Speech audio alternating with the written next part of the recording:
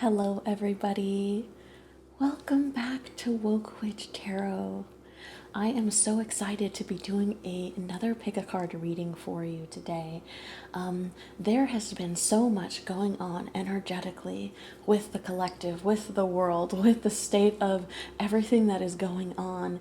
And I feel, regardless of whatever it is that you're going through, I wanted you to know right off the bat for this video that I feel like there is literally magic in the air. I feel like we are coming into a moment where there is an incredible shift on the horizon. There is so much that I feel about living in your truth, about strength, about perseverance, and about really finally getting to enjoy the fruits of labor, the fruits of suffering, the fruits of waiting for something good to happen to you. I feel like there is something.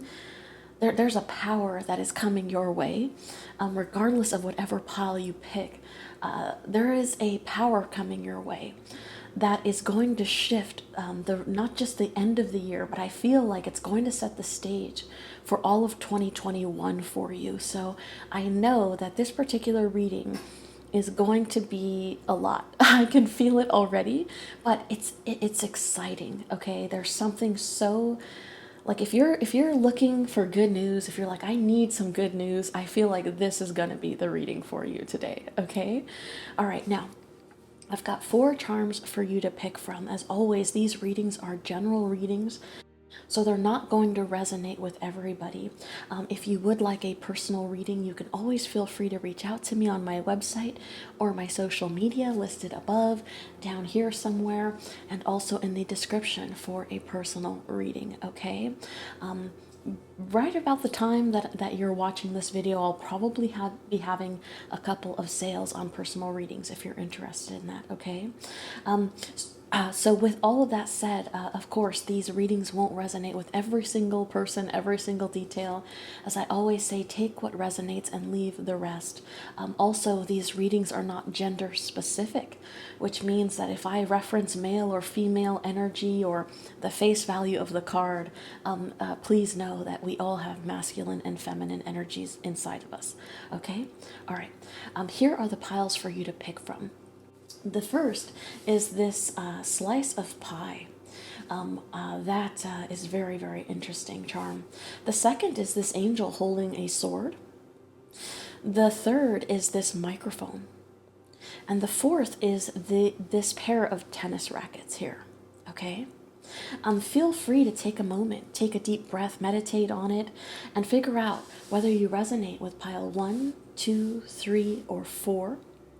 And then when you're ready, feel free to fast forward to the times that I've listed here.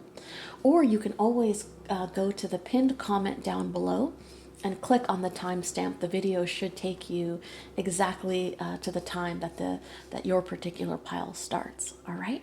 Alrighty. I will see you on the other side for whatever pile you picked.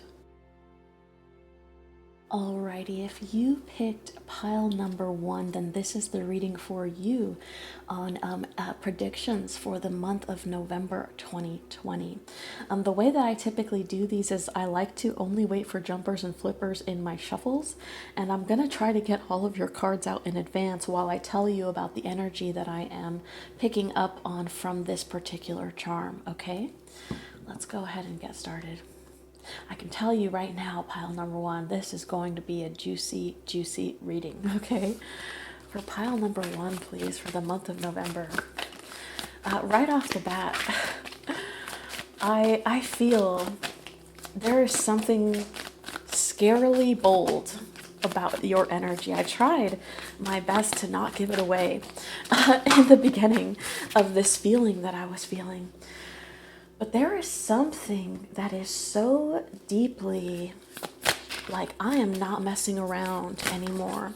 I want my slice of the pie, or like, where is my slice of the pie? This feeling of like, I've been waiting and I've done good deeds. I deserve this. Maybe you've got a cheat day coming up, right? Obviously the pie on its face value can certainly indicate an idea in regards to dietary choices, right? But I almost see this more as a metaphor. I deserve a slice of pie. This pie is mine. What is left should be shared with me. I feel like I've compromised for a long time, and I'm tired of compromising. I almost get this visual, pile number one, of you with a table of people. You're tired. You're tired of giving up your slice of the pie. And you go to share this pie with somebody else at a table, and you cut this sliver out, this piece of the pie that is already out, and you hand them that piece on a plate, and you take the rest. There's something about serving something, like finally saying, I'm going to serve myself first, or I'm tired of giving away such a big piece of the pie. I get who is hungry.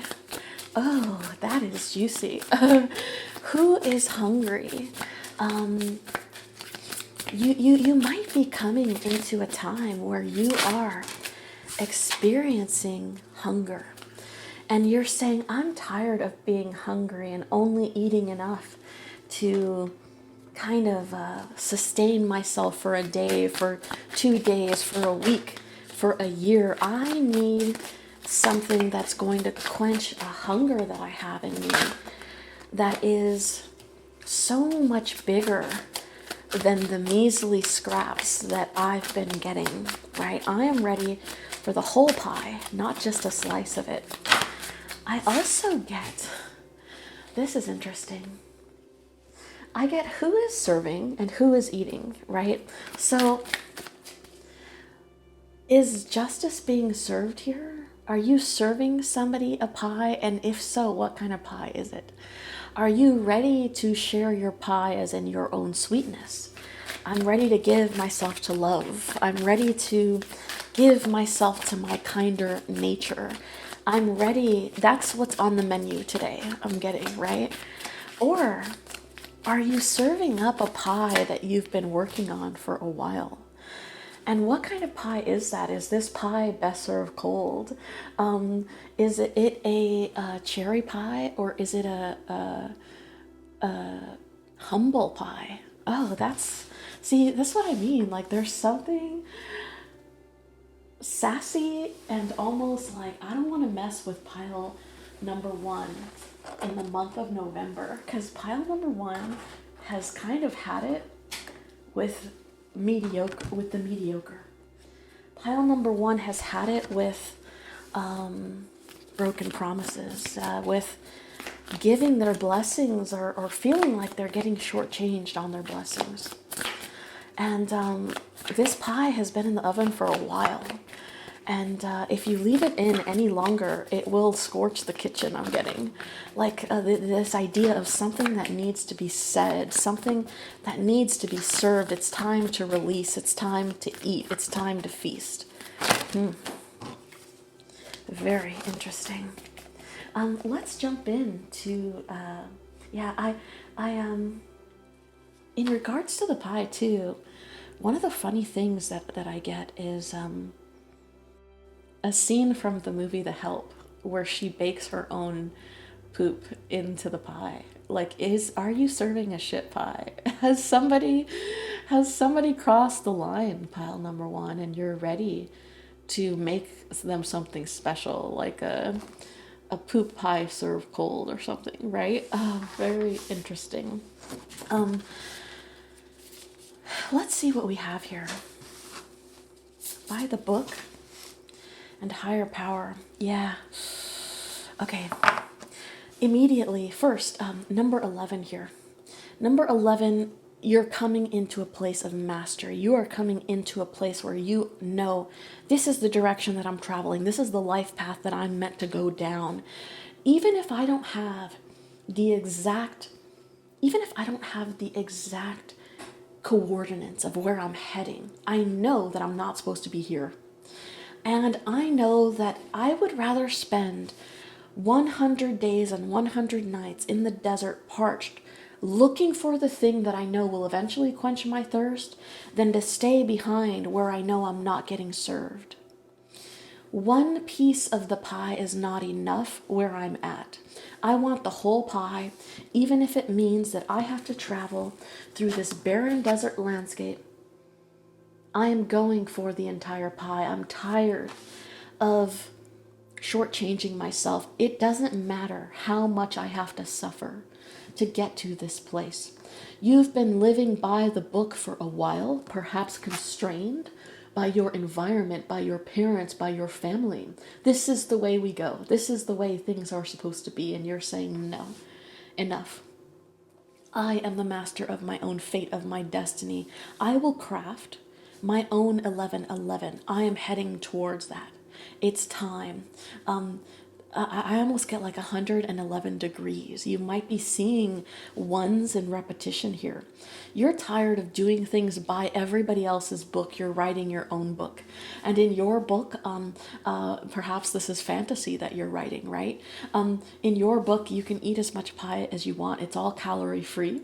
And you won't gain any weight from it. Okay, you're ready to embark on the sweetness of life. I also get too about something being left behind. There's a sweetness that you're going back to.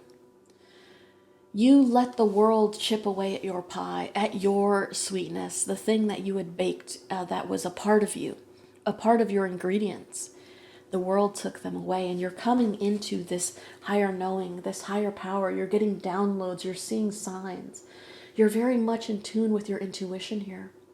And that is telling you it's time. It's time to say what needs to be said. It's time to eat. It's time to feast. And it's time to serve. And the serving part is the part that really, like when you come into your power and you know, I have the ability to serve and there are people in my life that need to be served, you're going to throw the book at them. You're going to really let people have it in your life. I always recommend burning bridges with kisses instead of with fire, right? Leaving situations with grace. But I don't know if you've got the sweetness left in you. I almost get this reclaiming. I want my slice of the pie back, the thing that you took from me, that goodness, that sweetness, this innocence of life, of my goals, of my dreams. I want that back. I want to be whole again. Okay, we have wisdom here and pride. Oh yeah. First, you're getting the information that lets you know which direction it is that you're supposed to travel. This is a time to really focus on the messages that you're getting, okay? To really ask your guides for messages, to really come into that quiet time, meditation. What is it that you see? What is it that you visualize? What do those things represent? What do they mean, right? And don't let this new power get in the way. As I mentioned, burn bridges with kisses and not with fire, okay? We don't want our pride to, one, get in the way of our blessings, right? If we get this knowledge, if we get this information, there's something about not exploiting the gift. Treat a gift how it's supposed to be savored, to be enjoyed, to be grateful for, and not to be used to hurt other people or to get some weird form of justice. I also see here this idea that the wisdom that you're receiving is your pride. It is finally saying enough. You're putting a backbone. It's like that saying, don't put a wishbone where your backbone should be. No more wishing. You're putting a spine to the things that you know about yourself and where it is that you need to go. And the people that are not aligned with that are getting some shit pie from you in the month of November, pile number one. And the people that, and you, in the way that you take care of yourself, I see this ravenous person that's saying, I'm tired of restricting, I'm tired of rations, I want the whole shebang. I want the whole pie. I see you with cherry and like filling all over your face. You're not being polite. You're not. It's like I'm hungry. I want a slice of this pie and I'm not going to be cute about it. Like there's such a firm I'm not going to be cute about it. I'm not going to tuck my napkin in my shirt and make sure that my place settings are in place, and I'm not going to take little bite-sized pieces. You're getting rid of the plate, the silverware. You're taking this pie by the hands and you're like indulging yourself. This could definitely be a lot about self-care, right? About finding your inner strength and finally sticking up for yourself. Realizing I have so much power inside of me, and it's time that I stop hiding. It's time that I stand up with the power that I know that I have and start writing my own book, breaking away from the people that don't support that, don't support my vision. Okay, nobody eats here for free. I'm also getting that. Oof. Again, there's something like you're done, pile number one. You are absolutely finished. Nobody eats here for free. I'm also getting, don't come into my house and be disrespectful. Like, don't eat pies out of the fridge if you haven't paid any bills here. Or like, right? You could be you could be putting your foot down in regards to what people take from you and how you're now saying no more. If I give any more of this pie of myself, there won't be anything left. I see that some of you guys could be traveling in the month of November. 11, how fitting, right? Card number 11 for the month of November. November 4th could be a very special day, a lucky day. A day that where you get a lot of downloads or something like that, right? To really be attentive, to really listen. I also see this idea of yin and yang. There's something very much about, this says, I listen to opposing opinions. It's almost like in order to break your own bad habits of you sacrificing for people, it's time to start listening to the opinions that are, you've always felt were people trying to hurt you or sabotage you. You know, when a friend is dating a jerk and you try to very politely say like, this person's a jerk, I've heard this and that, they're doing this behind your back, and your friend just cannot let this person go. It's time to listen to those opposing views. There's some wisdom there for you. As much as we want to shut down and say, no, this, I don't need to hear this, right? I don't want to believe this. There's some knowledge. We need to let pride fall. That doesn't mean you have to do anything with the information, right? But at least listen. There's a lesson to be learned in somebody's perspective. Even the perspective of people that don't have good intentions. There's a message there. There's something to be learned there. You also have I am accepting. Again, this idea of the downloads. You're removing that hand, that blockage between you and the divine, between you and your own third eye here. Okay? You could be listening to a lot of music too during this time. The Five of Swords, yeah. You're ready for war. And there's something so much about standing in your own truth here. Yeah.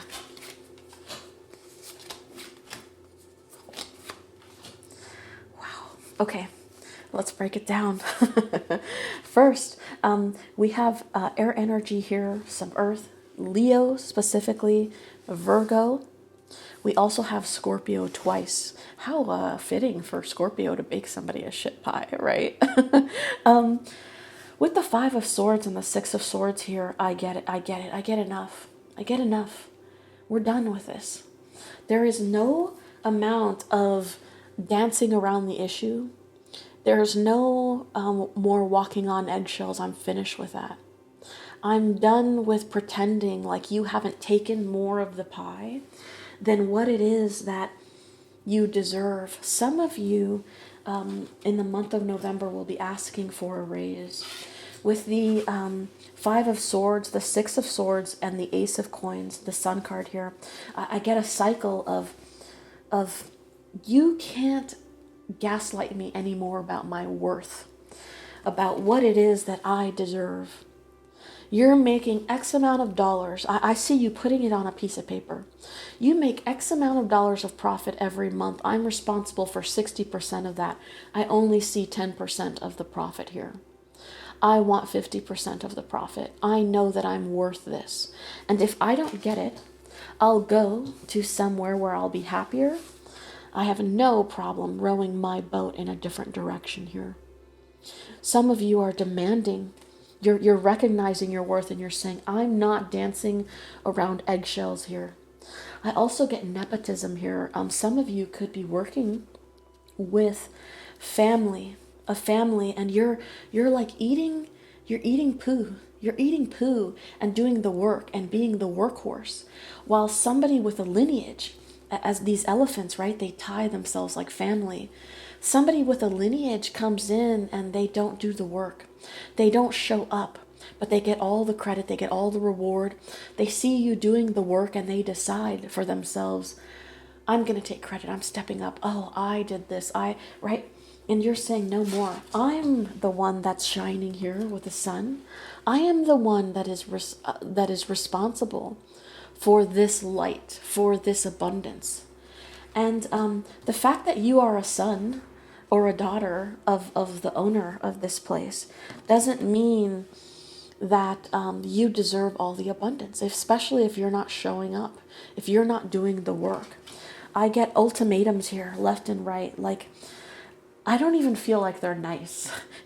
I get Lester Burnham in American Beauty when he quits his job, and he basically he's required to write. He's required to write a little job description of what he does so that the company, the new hires, can decide whether or not he, who has been there for 15 years at the company, whether or not he should stay. His job is valuable. And don't ask me why I memorize some of these things, but I just, that's how my memory works. He says in this letter, he says, my job consists of basically masking my contempt for the assholes in charge, and at least once a day retiring to the men's room where I can jerk off while I fantasize about a life that doesn't so closely resemble hell. And I feel like that's you.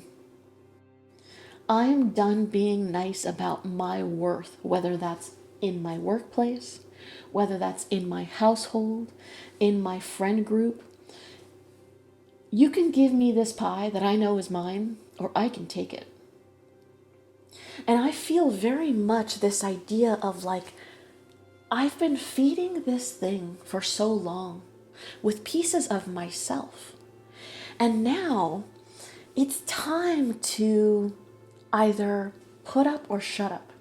You can either compensate me for my contribution, for my work, whether that is literal work, right? Or the love that I give, or the chores that I do around the household, or what a great friend I am to you. You can actually reciprocate now. Or there's no more eating free at this table.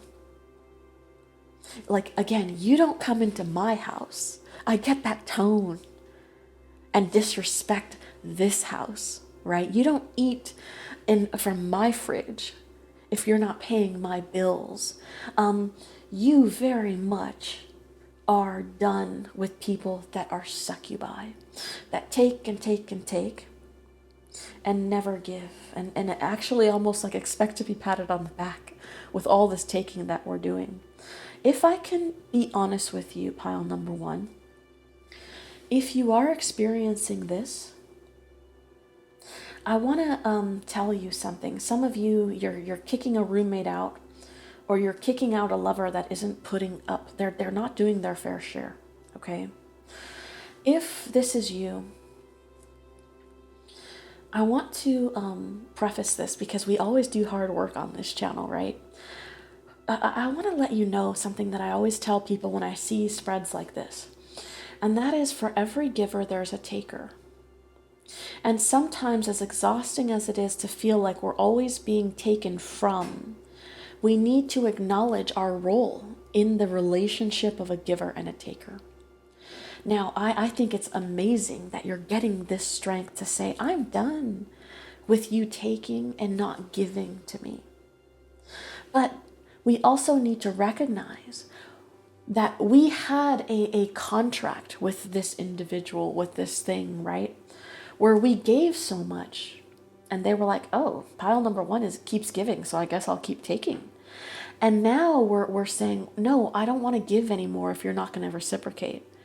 And the people in your life might be thinking to themselves, but why? Like, this is the relationship that you've established, pile number one, right? And the only reason that I mention that is because in order to not get into situations like this in the future, the lifelong lesson about how much we give versus how much we expect in return, we need to recognize that pattern. I'm getting a pattern. Even here, this thing about circles here, right? Even here, a pattern. We need to recognize our behavioral patterns and where it is that we're just giving a piece of ourselves, knowing you know that some of these people aren't going to give you something back. So why do we keep repeating that cycle? Something to think about, right? And if you've never had the realization, perhaps a moment to sit and say, wait, have I unknowingly entered contracts with people where I have verbally or psychically or emotionally intimated that I'm going to be the giver in this relationship and they're going to be the taker? Because if that's the case, can I really fault them that much for doing what I asked them to do, right? Something to think about, okay? All right, other part of this spread, we have the 9 of coins. You're ready to do it alone. You're getting the downloads, you're getting the pride, you're getting the strength to say, I know that this pentacle belongs to me. This slice of the pie is mine, and nobody can stop me from it. And there's a certain sense of responsibility here to say, I am accepting this now. I'm accepting my blessings. I refuse to even believe they're not there, right? I'm that hungry. Universe, feed me. I demand it, right? And I need to remove my hand from blocking the blessing. I need to remove the barrier. I am the barrier. There's a certain amount of personal responsibility. Maybe that's why I got into this thing about, like, if you've established that you're the giver, maybe it's time the first step is to realize that we can't make those contracts with people anymore, right? You understand that you are the one that is solely responsible for your slice of the pie.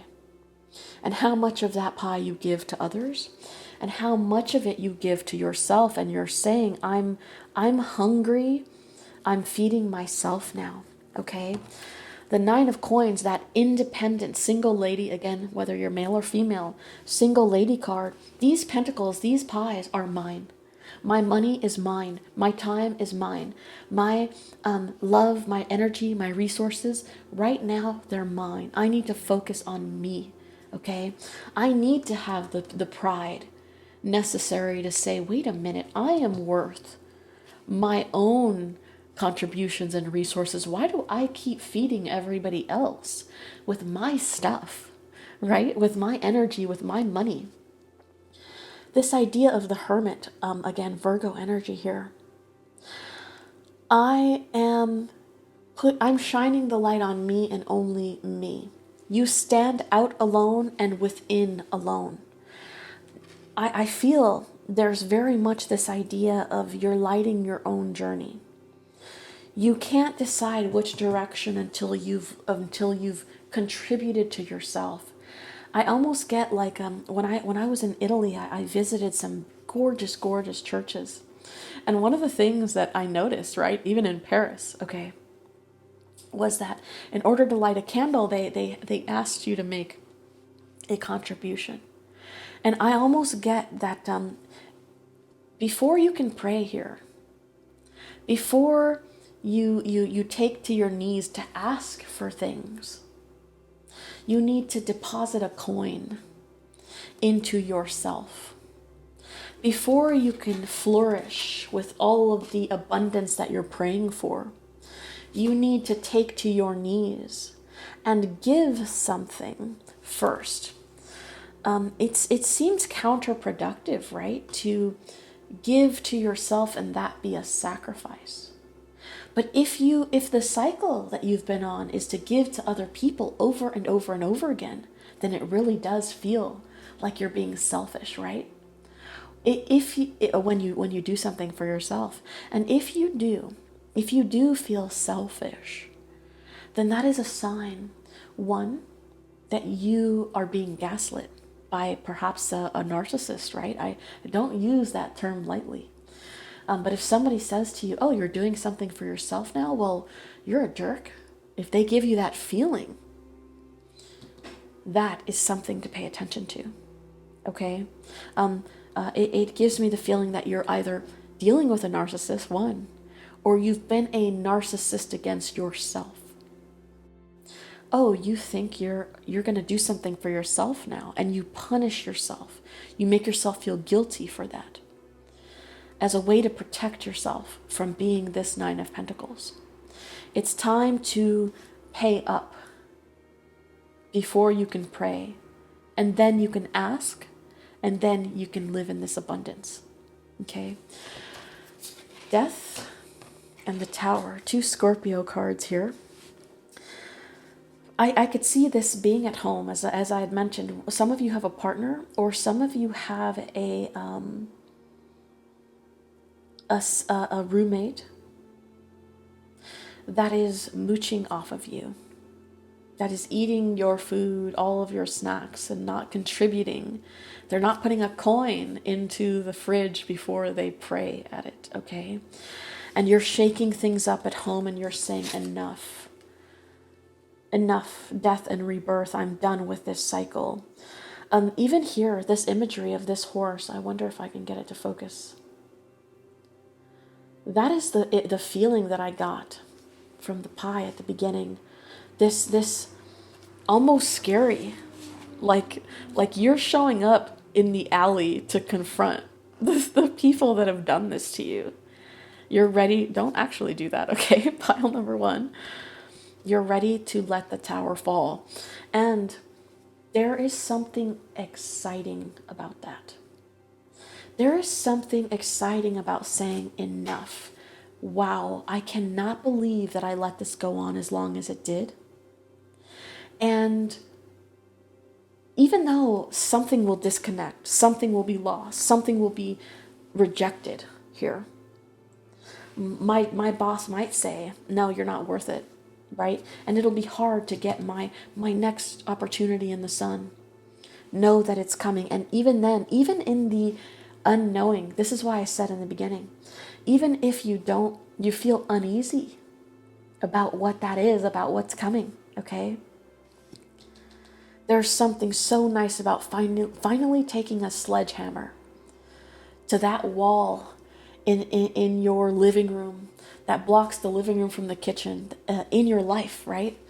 That you've never liked, that you knew you wanted to redecorate, right? It's like you're cleaning house here. You're destroying, and there's something therapeutic about that. Some of you might find with this energy, right, that one of those break rooms might be fun for you at this time in November, to go into those rooms that you pay money for, and you get to pick an object and just smash everything that you can in that room, to let out anger, to voice that your displeasure at these people that have been taking a piece of your pie, to let these towers fall. There's something energizing about this. And knowing, I almost get like the lesson here is going to be what other towers you can let fall in your life. To reconstruct yourself, your rebirth in the image of who it is that you truly want to be.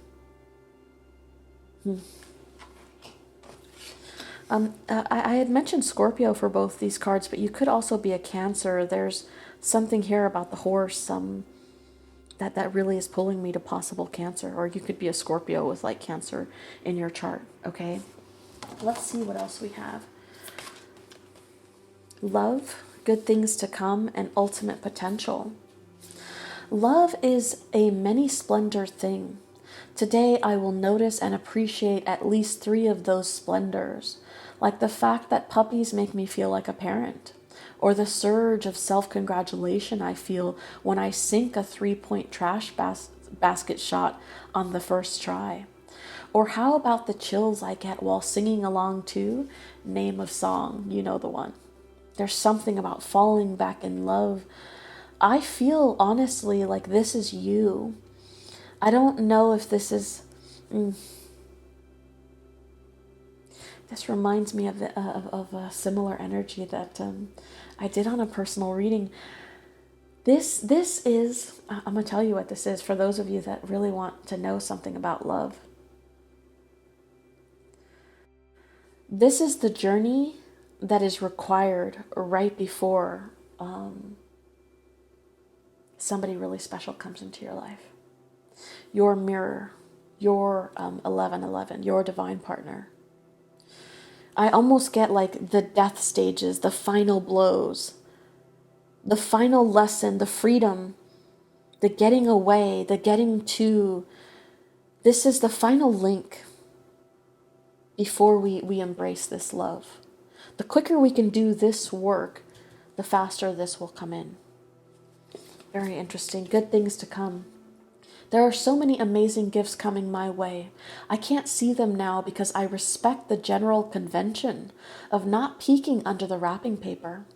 But they will show up when the time is just right, and that's when I'll remember how much fun it is to be surprised. Again, even with this idea of the Tower of Death, this very much feels like something that is a construct of your own making. You are the one taking the sledgehammer. You're taking this pie. And the next person that disrespects you, you're smothering it in their face. And you're walking away with this feeling of that person really had this coming, right? Even if that person is you. Pie on your own face. Like, man, I really needed to humiliate myself here. I needed to break myself down here to break the link of these bad habits so that I can actually stand in my power and claim what is truly mine. Okay? And ultimate potential here. I choose to live a life of my fullest potential. I trust that this will draw me towards experiences and people that support my growth and accomplishment. Tuning into this frequency, I now reach higher heights than I ever thought possible. Knowing that's an option, why would I have ever turned into anything else? I'm looking at you, smooth jazz and talk radio. I had mentioned this thing about music. Perhaps some of you are listening to music a little bit this month, and this giraffe wears a headset. There's very much like a head in the clouds.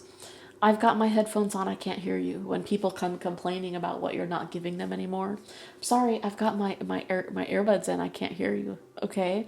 There's a blockage, there's an unwillingness to retreat or to change course, okay? That backbone that we were talking about, and it's a long one with this giraffe, right? It's a long one. Very, very nice. I love, too, this idea of living to your ultimate potential. Knowing that's an option, why would I have ever turned into anything else? If you know you can have the full slice of the pie and you don't have to sacrifice on the things that you want for your life, why would you ever go back to only getting slices of your own abundance? Very, very nice. Last card is the Seed, an oracle card for you for the month of November.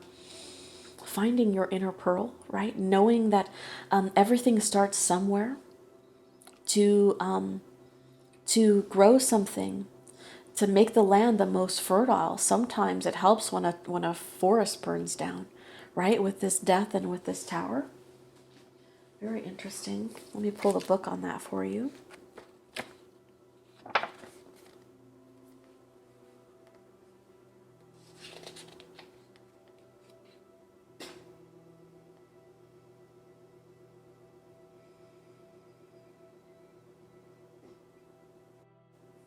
Here it is.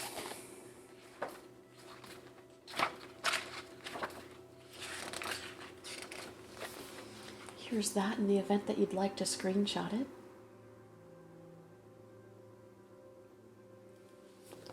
The seed, the beginning, the origin, the pearl. Beginnings come in many forms. They are not always a beautiful seed placed intentionally in nourishing soil. Origin stories, like any birth story, right?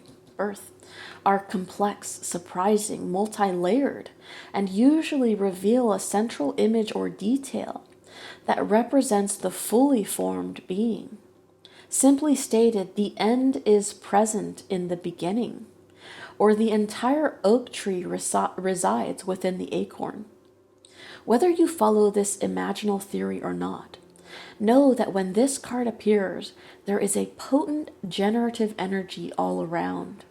It stirs your very insides and usually results in an antsy, impatient feeling. That's what I felt. Pay particular attention to what agitates you, as it is a sure sign of growth to come. You are bumping up against a growth edge. It is from the grit that the pearl eventually comes to be. When light, generative, fertile, germinating, and building. When dark, festering, stewing, and dormant. As I said, that feeling in the beginning of like, I've been taking this in for so long and I'm done with that. I almost like resent it, you know? I felt that energy very strongly. Something that's been stewing and festering.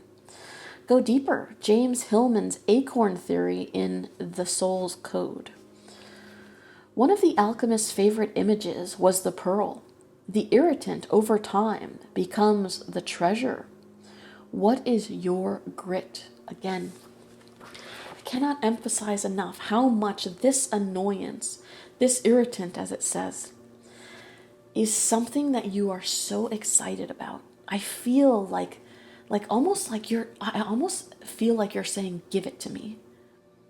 Make me really feel it.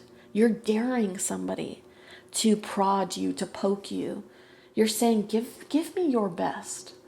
Because I love the person that I'm going to become. I can feel the power that I'm going to become when I experience you rubbing into me, when I experience your irritation. So give that to me because I can't wait for you to be the catalyst for this amazing change that I'm about to bring into my own life. Very nice. The true seed is elusive if we follow any story toward its origin. It spirals farther and farther back in time. In this way, we are always the seed and always the fruit it bears. I feel like this is almost to say that you are always this sweet thing. And you always knew that there was fruit to bear. You always knew that there was a hunger inside of you and a way for you to feed yourself. And you're saying here, what fruit have I brought to bear? And do I have anything to show for that? Or have I given it all away? Or have I squandered it myself, right? Selfishly. And now it's time to eat responsibly, to really savor something instead of shoving it all down my throat at one time. But I get very much that this is about more, about getting more, about going after what you've told yourself and what other people have told you for a long time was not for you. It wasn't your kind of pie. You couldn't buy that pie, right? Interesting. Something about barriers there. I want you to think of a question. I'm going to swing the pendulum for you twice. The first question is going to be a yes or no. Any question that you want, okay? Take a moment, think about it. And I'm going to swing the pendulum for you to see what we get here, okay? A yes or a no for pile number 1, please.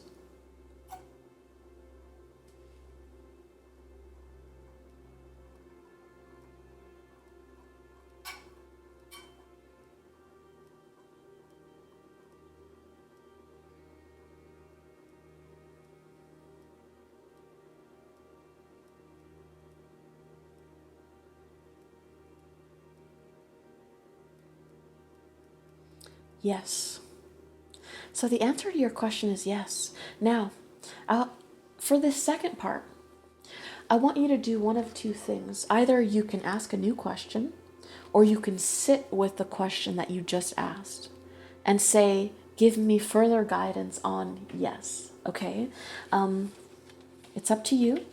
Take your time, pause if you need to, and then I'll swing the pendulum again, either for a new answer to a question or for further clarification of the answer, the yes that you just got, okay? For pile number 1, please.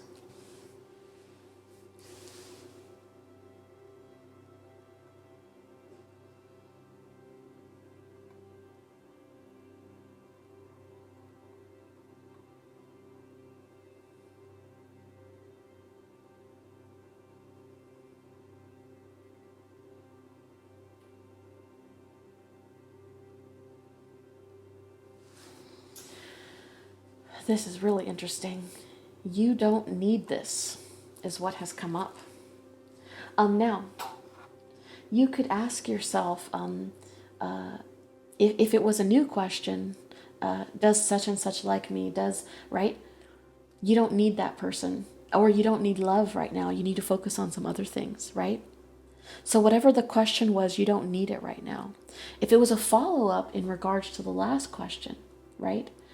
The yes is because there's something in your life that you're ready to let go of. Or it could mean, yes, this is meant to be, but not right now. See how it sits with you, right? The yes, and you don't need this. And see how that makes you feel, okay? Alrighty, pile number 1, that was your reading. I should be doing a new giveaway by the time that this video goes up on my Instagram for a tarot deck. Please feel free to stop by there. My Instagram handle is above and in the description down below. I would love to have you a part of the family there. I also do free little mini readings every 2 weeks, roughly, 2 to 3 weeks, as an Ask Me Anything. So please feel free to join me there as well. I hope that you enjoyed the reading. If you did, consider a thumbs up or a subscription to the channel if you feel inclined to do so. Let me know how this message resonated with you for the month of November. I wish you all of the blessings. If you're making a sweet pie, invite me over because I love carbohydrates. If you're serving some pie, then I wish you luck to do that in the most controlled, graceful way that you can, while still having this very long backbone and not deciding to sacrifice or to settle on your own potential. All right? Alrighty, pile number 1, thanks for stopping by. Hopefully I see you in the next video. Bye-bye. Alrighty, if you picked pile number 2, then this is the reading for you on what you can expect in regards to some predictions of what will be happening in the month of November 2020. You've pulled the charm of this angel holding a sword here, which I find quite interesting. I get a lot. As you know, when I do these predictions videos, I actually shuffle all of your cards out in advance. I usually only take jumpers and flippers. And as I do that, as I get your cards ready, I tell you everything that it is that I'm channeling about the charm. Okay, so let's go ahead and get started for you. I feel a sense of liberation here for you. Pile number 2. There is somebody that is about to get the blunt edge of your sword. I'm getting like you're not even sharpening it. There's something about mercy, right? About if you're going to take somebody out, don't actually take somebody out. You do it with the sharpest blade possible, right? And I feel very much this idea that pile number 2, you are... you're not even bothering to sharpen the blade. Like, I feel like you think like that's too much, that's more grace than this person deserves. There's something very much, almost, I'm not gonna lie, a little scary about you in the month of November, pile number 2. You're saying either I'm coming in to be the hero, and we know the power of the type of righteousness that is displayed here in this card. If this angel comes to be a hero, when an angel holds a sword, you know that they mean business, right? The type of justice that they're getting, they're not messing around, and they've got a higher power on their side, right? I'm getting that you're gonna come in to rescue somebody. Who is that going to be? Is that going to be yourself? Is that going to be somebody else? I also get, what is that term? I know somebody will know and they'll put it in the comment section. That Khaleesi says in Game of Thrones, right before she has her, it's a command that she has her dragon. It's a command that she has her dragon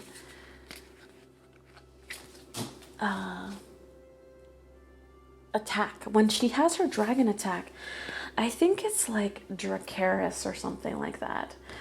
You are saying, like Dracarys, it's time. Attack. Okay, no more retreat. Like, we're getting down with this thing. It's happening. Justice is about to be served. And again, I question, right, whether that's your own form of justice. You're bringing your own justice into the chaos of your life, or is it that you are giving somebody else a piece of justice that you feel they deserve? I almost get like, gosh, pile number 2, like, you're not messing around. I get like street justice. Like, there's something that you're just like, I need karma to finally deliver here. I refuse to not let karma, like, universe, I hope you're listening, because it's time for you to deliver. What is it that's being delivered? Is it that you are ready to be delivered the gifts, the abundance, right? That you feel that you deserve, that you haven't had, and you're saying, fine, you won't give it to me, I'm going to take it out of your hands. You show up to the window, right, where the universe takes requests, and you're like, you've got a knife in your hand now, and you're saying, maybe we're holding the universe hostage here, right? Like, maybe now it's time to be a little bit forceful in my demand. I also get Libra here. I get justice, right? I get karma. I get what is deserved. I get balance, and I also get healing. Like, in order to heal, perhaps somebody needs to get their just due. Yeah. Not for you. I almost get a visual of somebody. This is a fortune cookie here, a chess table, a fortune cookie that sits on the top, and the fortune reads Nope, N-O-P-E. Okay, and this is you here that sits in the window. Okay, now I can see this both ways. You're either blocking something from coming in that feels like they have a place in your home, that feels like they just belong, right? Or you're realizing, I need to lock the window. I need to save myself and not let this thing come in, because this is not the fate, the destiny that I am meant to have. A realization that something needs to be severed here. And in order to heal, in order to really end up where you're supposed to end up, you know this has to stop. Now, that could be a bad habit. That could be a person that has thrills you, but you know is bad for you, like a drug, right? I'm sure it feels good, but it's killing you. It's robbing from you. So it's time, in order to heal, we have to sever. What are you severing? I feel like that's going to be the biggest question for you in the month of November. Pile number 2, what are you severing? This is something that you've been attached to for a long time. And I feel that this is such a big moment, because this is something that you have. This is something that you actually is a part of your karma. Karma, karma, karma. I'll tell you why. 6, 5 and 1 is 6. You have a 6 here. There's something about the past. Sixes to me always represent the past and past lives. And this is your moment to finally say, this is the time that I cut this leash loose. You're cutting a leash loose. In order to gain your own freedom, there's a chain around your ankle. And you can't fly no matter how big your wings are until you cut that chain. And then when you sever that, you will be allowed to take flight. In order to do that, we first have to realize that the chain is there. What are the chains in your life that are keeping you tied? A cycle even of things that you keep doing over and over and over again. This could be something like a literal cookie, right? Like you're finally saying enough. I can't keep going back to bad foods. I'm going to get diabetes. I'm going to get, right? Like these thoughts of I need to take better care of myself and stop the food addiction cycle. For some of you, I feel like this is a person. You keep stalking them. You keep saying, give me a second chance. Or I'm almost getting like you think that they're your soulmate and you're so fixated on this thing that it's blocking everything else, every other blessing in your life. It is blocking you. This thing is blocking the land of milk and honey. It's blocking your blessings. It's blocking a gift that has yet to come to fruition. You can bathe in something that not only is sweet, because I'm getting here, it's all sweet with the cookie, right? Even if it's just something that we've made up in our minds about who somebody is that we're watching online or that we fell in love with, and we know they're a jerk, but we can't seem to let them go. We build them up in our heads way bigger and better than they actually are, right? Here, all we're getting is honey. All we're getting is sweetness, and we know what happens when all we do is eat sweetness. Like, it's fun, it's tasty, but there are long-term damages that are done with the sweetness, right? To our health, to our weight, to our look, to our, right? We need to move into a place where not only do we have a sweetness, but we have a balance between sweet and sustenance. The milk is the vitamins. It's the thing that you really need. And once you move towards the thing that you actually need, then you can add a sprinkle of honey in your life. I get instant gratification here versus long-term gratification. You know, humans aren't wired to wait for gratification, to wait for rewards. And I'm getting here that you have spent so much time falling prey to, falling victim to what feels good in the moment, regardless of the long-term consequences of that. And I want to give you some examples. I hate to make these readings so long, but I feel like there's something very integral here that you need to understand. So for example, somebody that smokes a cigarette, they know that it's bad for them, but because it feels good in the moment, they're willing to take the relaxation, the whatever it is that they get from that cigarette, and they know that the negative effects are delayed, so they think less about the negative effects, getting cancer 20 years down the line, right? And think only about the immediate gratification. We need to rewire our thinking. We need to be our own angels here.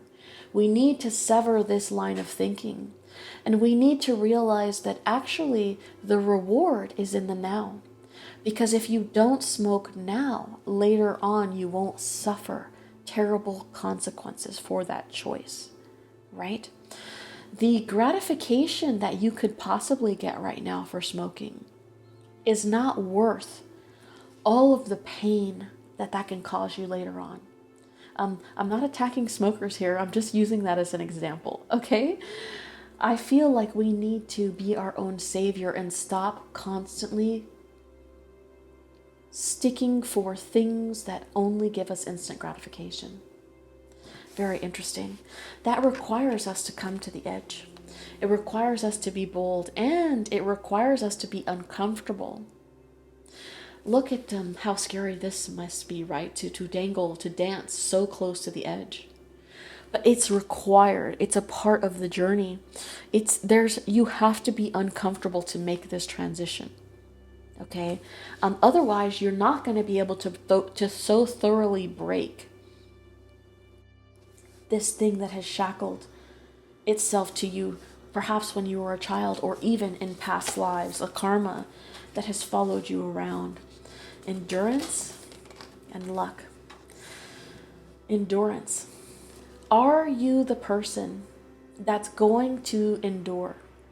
How tough are you really? Right? How sharp is this blade? It's time to test that out for you, pile number 2.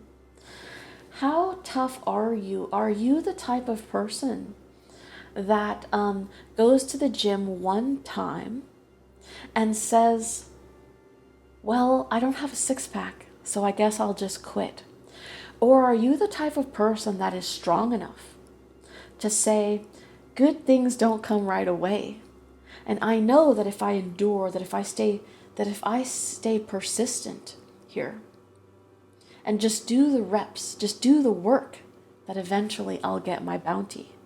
Something will crack in the code and luck will befall me, right? I can get to this place of milk and honey. I'm getting here, for some of you, this is a physical journey, right? But I'm also getting, for some of you, this is the breaking of a bad habit. This is also the idea of saving yourself from bad choices that you make to get instant gratification versus the tough choices that you need to make in order to really craft the life that you want of milk and honey. Your reality, you have to decide who it is that you really are, because the choices that you're making right now are telling you who you are. So if you smoke and eat junk food and you drink a 40 a day, I'm trying to think of examples, okay? What does that say about who you are? Your choices are what say who you are. If your reality doesn't match up with you being a princess, you need to make choices that align with being a princess, because right now you're making choices that align with somebody else, a version of you that is not you. Who is it that you want to be? And do you have the endurance? I'm getting like, show me what you're made of, except you're saying that to yourself. Show me what you're made of. I also get that quote, that opportunity is when luck meets preparation. You're doing everything that you can to prepare yourself for this severing, for this healing, for this next phase of your life where you get to live in the land of milk and honey. But you have to show up, you have to do the work, and then as you keep doing the work, as uncomfortable as it might be, as you continue to do the work, all you're waiting for is you're putting the work in until luck strikes, until luck and your work merge. But you have to show up every day to do the work, because you don't know when luck is going to hit. I care for the earth, this idea of very much like respecting the cycle. I'm getting respecting the cycle. When you see sugar cane, you see the it's almost like that visual of the iceberg. You only see the growth on the top without seeing all the hard work at the bottom.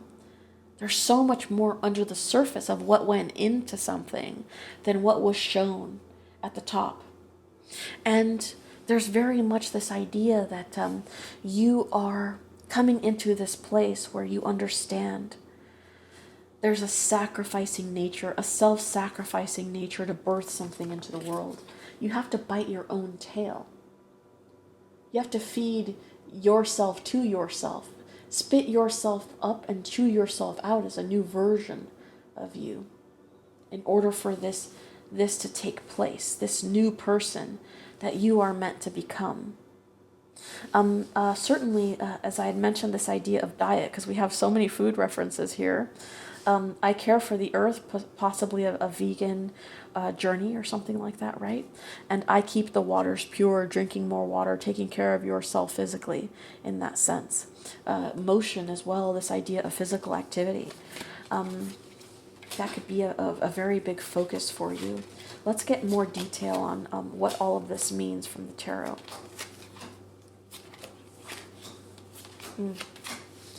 Interesting. This one came out upside down. I don't typically read reversals, but as I always say, there's no coincidences in tarot, so we're going to take it the way that it came out. Okay. You have the King of Coins, the Four of Wands, the Empress here, the Hermit here, the Five of Coins reversed, and the Wheel of Fortune. The coins obviously are pentacles. Okay. I get a couple things. First, I feel like some of you are dealing with some issues with a father figure or a husband. Okay, I feel the energy is very, very male energy. This could be somebody older. This could even be the memory of somebody that has passed away. That I'm getting, you never got your justice. You never got your recognition. You never got your karma for this person, for what they did to you, for how they treated you, for the holes that they possibly left for you. And there's very much this idea of this person being in your family with the Four of Wands, right? And you coming into this place, this understanding that you can't keep eating these memories, these wounds. It's time for you to birth a new story. When you do that, you leave yourself out in the cold here. And you're done doing that. The loss of somebody, the departure of somebody, even if they're still here, right, if they haven't passed away, I'm getting that even with a disconnect, right, of knowing this person shouldn't be in my life. I love this person, but I need to love them at a distance. That knowing, that is in and of itself what builds a new church for you, what brings you out from the cold with this Five of Pentacles reversed. You becoming your own support system, you being the one that lifts you up and takes you back inside into the warmth of your own church, one of your own making. There's very much this idea of destiny, of 1111, of things that have happened and that will happen. And I think for some of you, release of this karma, release of this curse is a big, big thing for you. For some of you, this is an actual guide, an actual father or grandfather figure that's coming to deliver a message that it's time to let something go. Perhaps somebody in your life that is not treating you how they should be treating you. And you have this father figure that's coming in to say, it's time to let this go. It's time, even if this is like a family situation, it's time to sever the legal cord and to let something go. Because you're not going to be able to bring stability into this situation, I'm getting. This is not for you. Why endure this if you don't have to? There's so much here about the bare minimum. Why settle for scraps here when you can move to the land of milk and honey? That is a place that you get by living on the edge. Okay, that is a place that the universe is luckily giving you now. We have to make space for this. I feel a very fine line here. This is where the sword strikes. Okay? This is the complication of the situation. Work, family, love, whatever that is for you. This is all the complication. And once you wield that sword and say, no, I'm going to live on the edge. I'm going to come to the edge and take the risk because I want this land of milk and honey, even if the sword, the severing, is my own past self that keeps me in these vicious cycles. Once I do that, I can birth the thing that I want into the world. For some of you, this is something creative, I'm getting. Painting, art, photography, fashion, okay, with the Empress here, Libran and Tauran energy. For some of you, this is actual motherhood, milk and honey. This idea of wanting a family, of wanting something that you can actually birth into the world, and knowing that the current situation will not lead to that, will not lead to the happy family, the image of what you had, that this would be picture perfect Four of Wands. It's time to break the shell of this thing. No matter how much you endure, this is still going to be not for you. No matter how much you stick it through. Some of you are sticking it through for money, because you fear not having that financial stability from this person. And it's time to sever. It's time to let go. I'm getting like, even with less money here, you would still be happier. There's so much honey in just the freedom, right? Of coming to the edge, of being bold and letting something go. This breaks down to a 9, something so close to an ending, right? With the Empress here, I see you creating something. I also see, for some of you, if you have had trouble conceiving, healing comes, and karma, justice, like finally I get to have a child. When I've seen other people kind of squander their ability to do that, right? When I've tried to hatch eggs that have come out broken, I use that with air quotes, right? Or where the cycle was complete, a stillbirth or something, right? As they came, they left. That idea of a snake eating its own tail, right? For some of you, if fertility has been something on your mind, I see that this is the time that you're coming into luck with that, okay? That something is getting put inside with the Hermit card here. A light, a life, perhaps a Virgo in particular, right? Obviously, this could be your sign, is getting put inside. Something about having luck with that. And the Wheel of Fortune here, time moving on your side, a good luck omen. For some of you, I feel like there's this thing about location.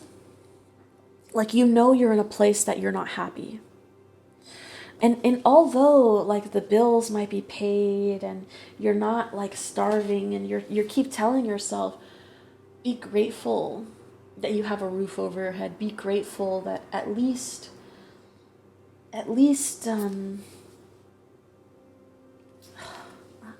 this is really weird. I almost got like, at least he's not hitting me, or at least I'm not being abused here. Like, it could be worse. And because it can be worse, I can excuse behavior. I can excuse the fact that I'm not living somewhere where I feel environmentally safe, secure, flourishing, like this Empress. Perhaps you're tied to that through family, right? Perhaps it's your parents. It's a family member whose home you need to move away from, because you're like, this is toxic. Even though we're family, even though I was born to you, this situation is broken. It doesn't heal. It keeps eating its own tail. This cycle never ends. We never get off this roller coaster. We can't bring the stability to this. It's not for me. I can no longer endure this situation. Very interesting. Yeah, some of you are deciding to sever a relationship. Perhaps custody could be an issue for some of you. Going forward, you're thinking about how it is that you take care. And this is saying, don't worry, the universe has got you. Luck and the Wheel of Fortune here.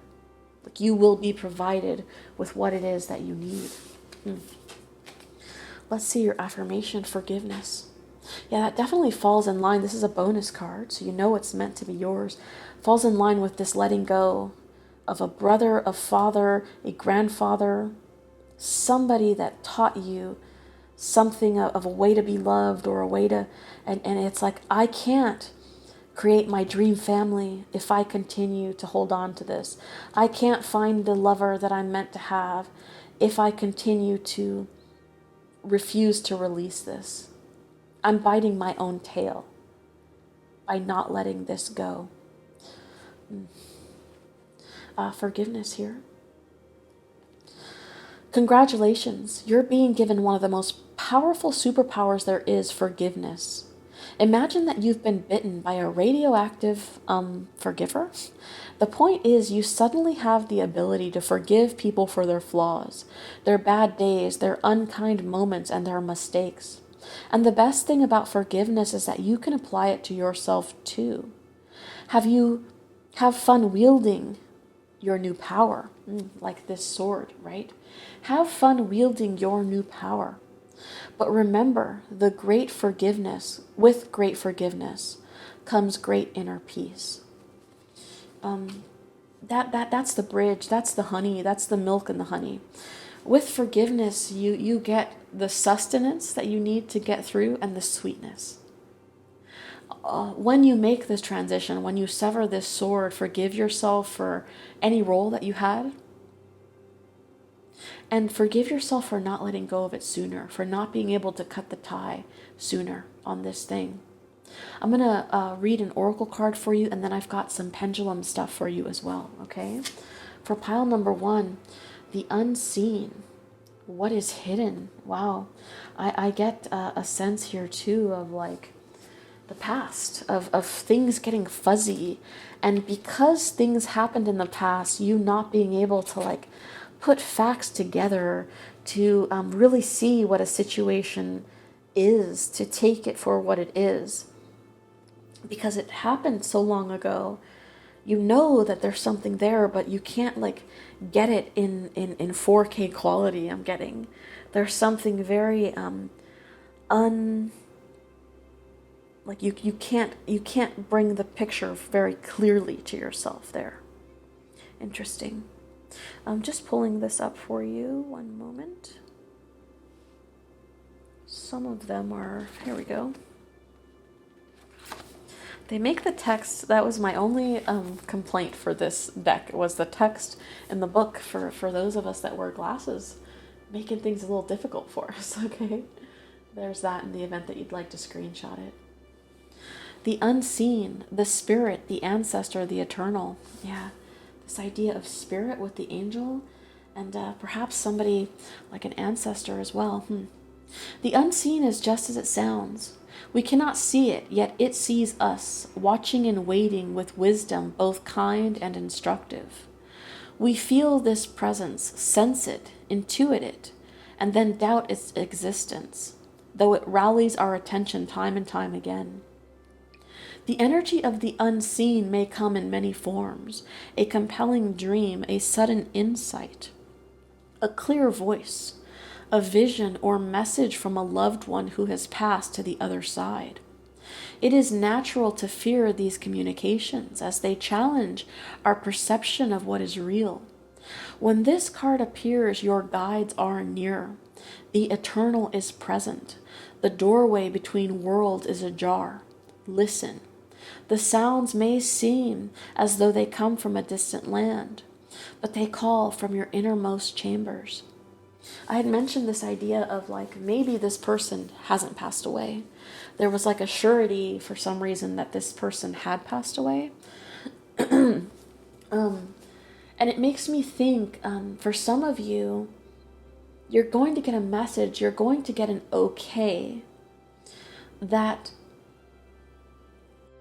like an apology almost from the afterlife, a dream, a vision, a whisper, a sense of this person being with you. And even though you can't see it, even though it's fuzzy, even though there's something like hazy about the message in a dream, you know it's from that person, and you know that it is a call to let go and to forgive. Somebody that was not able to apologize in time before they departed, they finally do it. There's a way that they show this to you. And that allows you to let go of this thing. And once you do, all the blessings that were blocked start coming to fruition. I think too, it helps you see something about yourself, about how lucky you are, about how important this was to happen, because you wouldn't be able to start the next cycle without it. You're seeing now how pivotal this thing, this disconnect, this hurt, this pain was. It's all coming into focus now, that you wouldn't be able to create, to come to the edge, to be bold and strong if you didn't have that situation happen to you. This turns out to be quite a lucky thing, if that makes sense. When light, clairvoyance, guidance, whispers of wisdom. When dark, dark looming energy, unwillingness to forgive. Go deeper, King Hamlet, the three fates, and the shining. Oh boy. Being graced by the unseen is a gift. Yeah, like I said, a blessing. How funny. Like you see this as a lucky thing that happened to you. Being graced by the unseen is a gift. Treat it kindly. Allow yourself to be seen by eternal eyes. Guidance comes in many forms. Don't expect it to be glittery or comfortable, right? Of coming to the edge here. The spirit world speaks the truth. Sometimes it soothes and sometimes it burns. A very important message coming in for you in November, pile number 1. Pile number 2.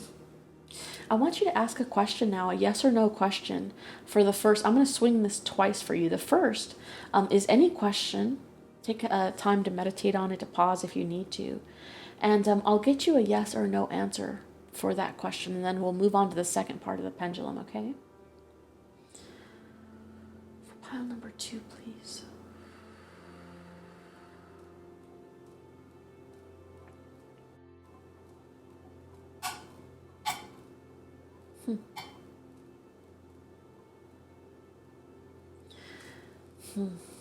That was really weird. I got a strange feeling when it started moving up and down like that and started hitting the pole. There was something very much like it needs to come from this direction. Like it needs to come from the divine down, or the angel down, or the guide down. This is a yes. A yes to whatever it is that you were thinking about. Now, you can either stick with that question and ask for clarification on this yes, or you can ask a new question and we'll see what we get for you on the pendulum, okay? Again, you can say, give me more on that yes. What does it mean, right? Or what additional message comes with this yes? Or you can ask an entirely different question, okay? It's up to you.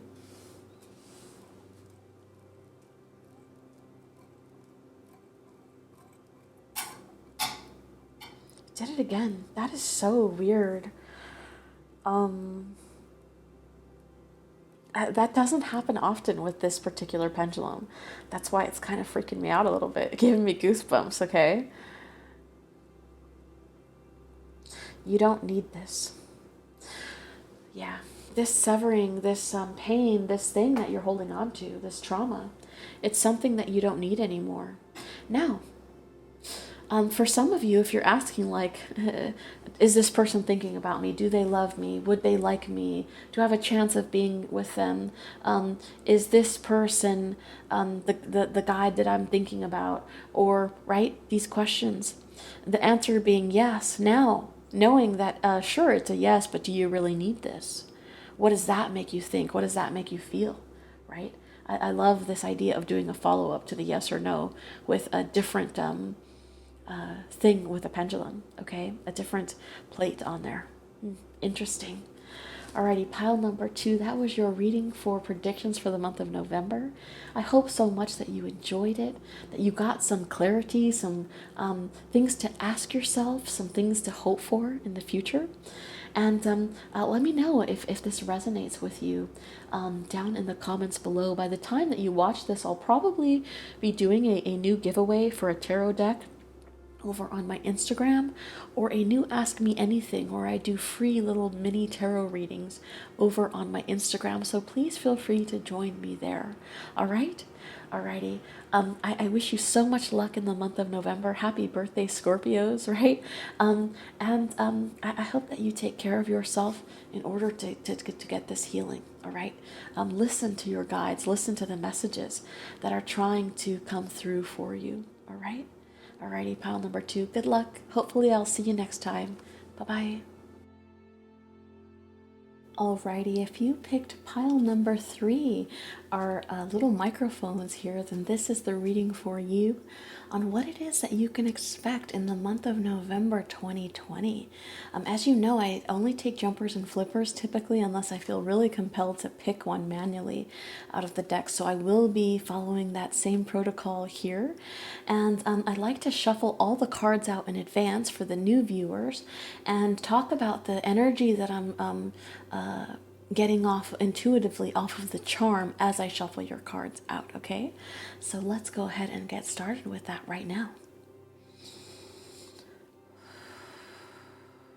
For charm number 3, please.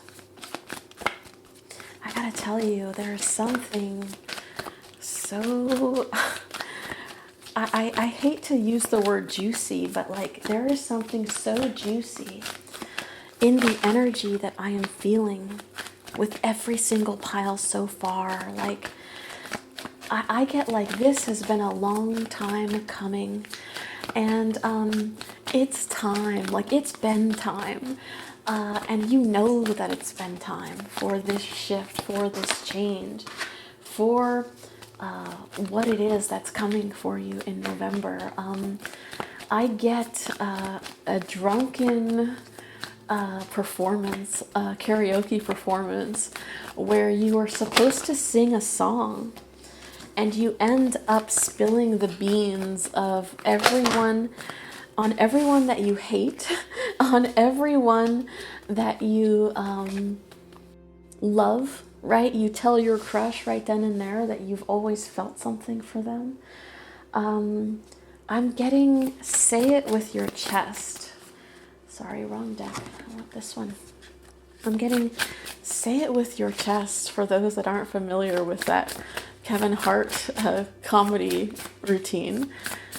This idea of like, if you're going to say something, pile number 3, say it with your chest. Say it like you mean it. Like, be bold about it, right? Really get out there and say it with no remorse, with no... Say it with your chest.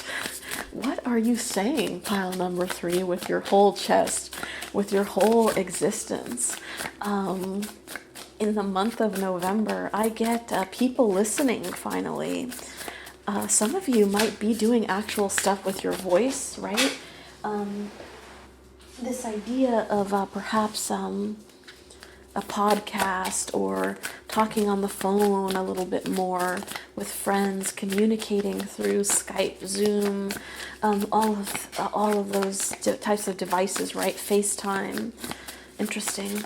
Again, like podcasting, information, getting out, somebody saying like you have a nice voice.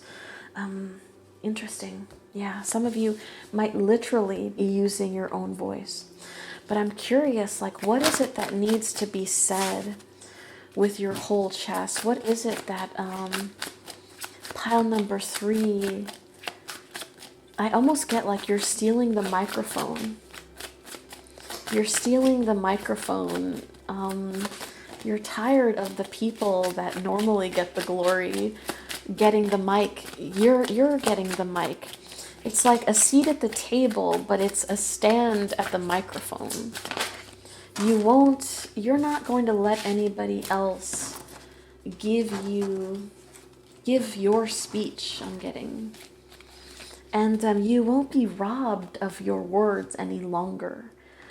There's something that you plan on saying into a microphone, out of an amp, like out of some speakers, that nobody else like can take those words away from you. Okay? Interesting.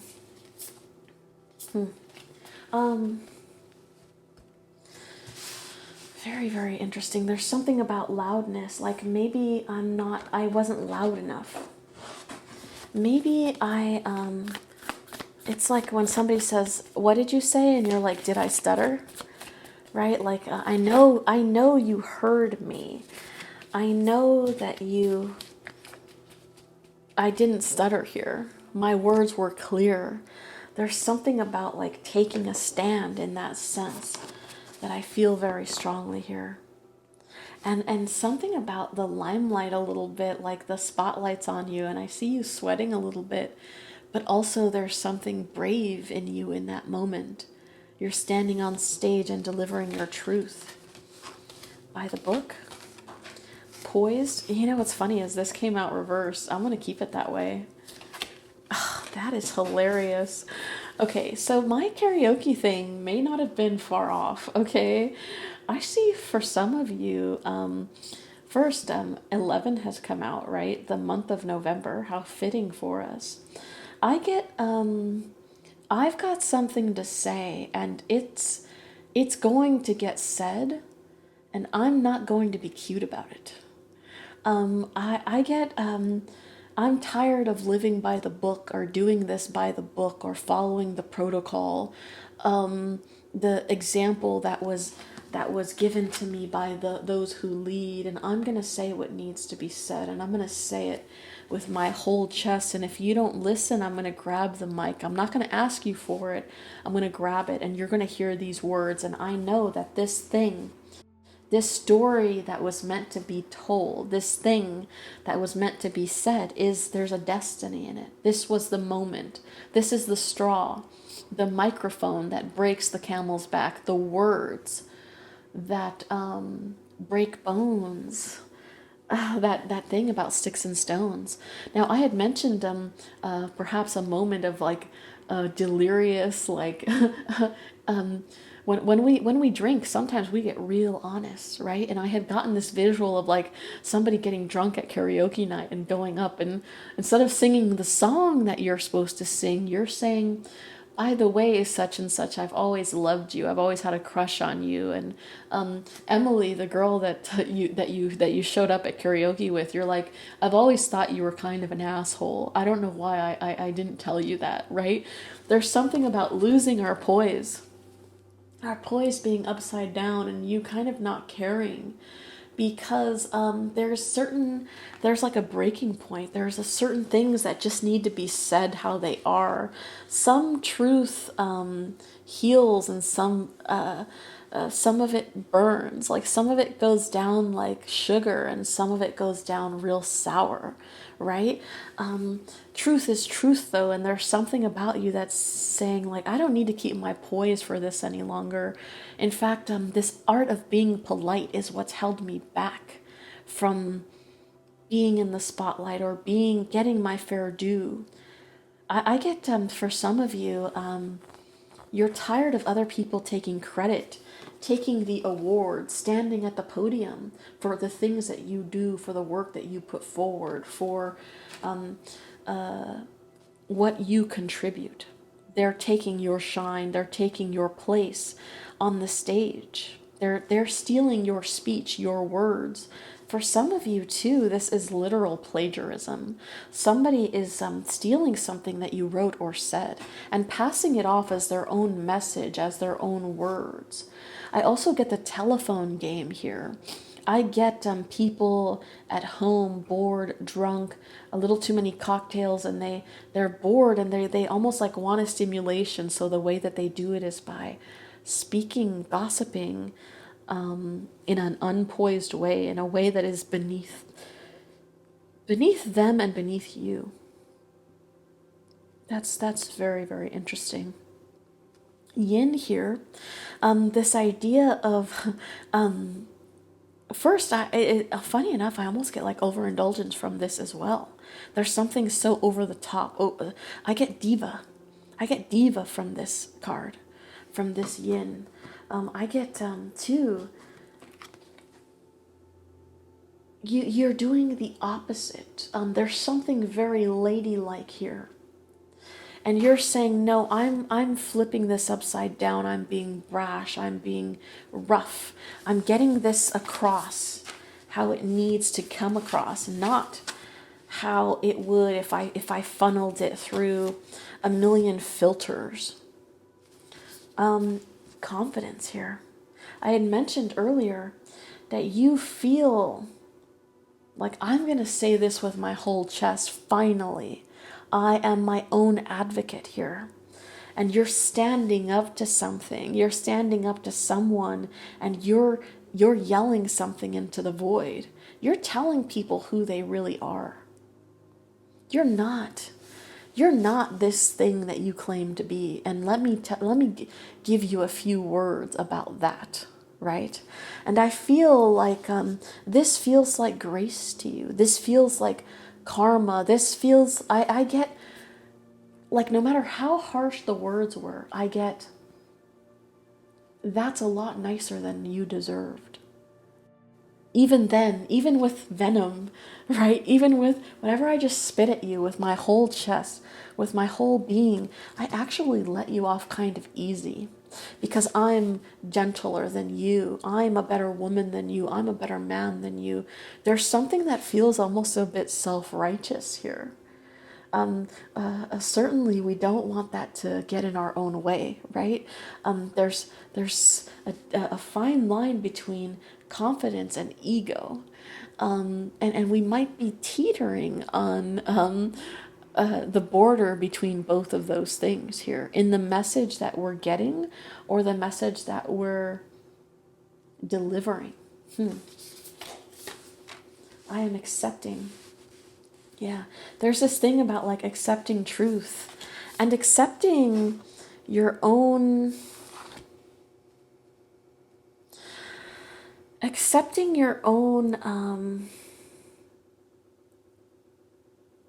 part in that truth, that you have like been the one that has held your lips to your mouth. And if you didn't let it get that big, then you wouldn't be drunk on karaoke night, spilling facts and truth. You should have gotten them off your chest sooner, when you had the grace, when you had the poise. I feel like some of you are going to, you've lived by the book for so long, and you get this boost of confidence and you remove the lip, you remove the finger, the finger on your lip. And in this moment of weakness, this moment of a loss of poise, you say something. And that is very counter to how you normally speak or how like rough a message is delivered. You almost come off as like a diva, and either you feel like, actually, I'm letting you off the hook easy. There's so much more that I could have said, right? To a devil, to somebody that is toxic, right? I've given you grace, or they will give you grace. If you have a blunder, if you have a real foot in your mouth moment, know that you'll get treated with some gentleness here, right? And some grace, okay? Very, very interesting. So for some of you, regardless, we need to watch our words in the month of November. The Six of Cups, the Three of Swords. Yeah. This is something that you've wanted to say for a long time. This certainly could be, this Six of Cups, this idea that this has been in the past. It's been resentment. It's spewing. It's like, it's something is bubbling over and you're ready to say it with your whole chest. You know that that gif, that meme of that woman with the microphone, and she's yelling something into the microphone, right? And she's so enthusiastic, and you're like, whatever she is saying, that has to be the truth, because she's so fervently delivering this truth into that microphone. I'll try to remember to link it down below if I do. She is so committed to this thing that you're like, it doesn't matter if she's yelling this truth to me or to the crowd or to whoever it is that she's addressing. The fact that she has so much conviction in it, you know she's right. You know that's truth, right? I feel like this is something that's been harboring, that's been growing here in your chest for a while. This idea of this thing like consuming you almost. Little room to grow from this truth. It could be somebody from your childhood, somebody that you've been friends with for a long time, or perhaps an old lover. And you're saying, it's time to speak with these three swords, 3 words. 3 words maybe specifically, right? three thoughts, three ideas that you've had that you just had to get off your chest, and those sting like crazy to the person that's getting this message. It could be somebody that you work with, as I had mentioned, this idea of somebody that gets all your coin, gets all your from your contribution, they get to shine, and that's not right. That doesn't sit right with you, with your soul. I get too, that's somebody, for some of you, I don't tend to go here, but for some of you, there's an infidelity going on in a relationship. And in a moment of weakness, somebody forgets to cover their tracks. They get cocky, they get arrogant, too confident. This thing that I said, right? About ego getting in the way and pride, right? And they don't clean their tracks. They don't follow their normal regimen of deleting the text, deleting the pictures, deleting, right? And you catch them in a compromising position. 3 and 3, a third party situation, and that brings on a tower. That brings on a tower moment, and something comes crashing down. And you look at this devil and you say, you're lucky that I'm a better person. Because if it wasn't, I wouldn't just come. I'm getting, wow, this is the attitude that I said is a little bit scary, right? I'm getting, if I wanted to be petty, if I wanted to be low vibrational, it wouldn't just be this house that's burning. I'd light this whole fucking neighborhood up. Like there's so much brewing there under the surface, so much bottled up. And perhaps you felt this for a while. They may have even lied and said, no, this isn't happening. It's a figment of your imagination. But you knew there was a whisper, there was an intuition, there was a truth. And now you're like, like you have, I'm going to tell you about yourself here. The tower's going to fall here. Judgment. The 8 of Cups. The Ace of Cups. And the Hermit. Yeah. For some of you, this is the ending of a relationship. You render your final judgment here. And you say, no, no, no, no, no. I am judge, jury, and executioner here. I am the tower. And we are severing this thing. We are severing this thing. This might be somebody that you actually gave another chance to, with this being XX, right? 20. Like you've come together, you've healed, and you forgave, and all of a sudden they smack you in the face, and you realize, why did I give them this much grace? This was the truth all along. They were this devil. This devil was always inside of them. Why did I give them another chance? Why did I come into collaboration with them again? And this idea of poised, being flipped upside down, I almost get like, you've got me effed up. That when people say that when they're really mad, like, you've got me effed up, right? I see that here. I see that here. You tried to build something. Perhaps you forgave this friend, this coworker. They said they'd never do it again, and you're done. And you're exposing what they've done. You're exposing what they've done to company-wide email. FYI, Brad's a dick. Brad didn't do any of the work that he claims he did on this project, and I'm sick and tired of him taking the credit for all my work. So-and-so cheated on me. You're like texting this person's mama, and you're saying, FYI, look at the person that you raised, and their best friends, and people that they went to high school with. Like, you're letting everybody know that you were done dirty with your whole chest across the airwaves. Like, you might go onto a radio show just to put them on blast. Like, there's something so burning and like seething about this truth that you're delivering. Judgment, and I feel like final, like we're not coming back to this anymore. I get pack it up, wrap it up, pack it up. Even we can see this idea of like wrapping and packing here. Wrap it up. It's a done deal. We're not coming back to this anymore. There's no more Six of Cups. There's no more coming back to this place.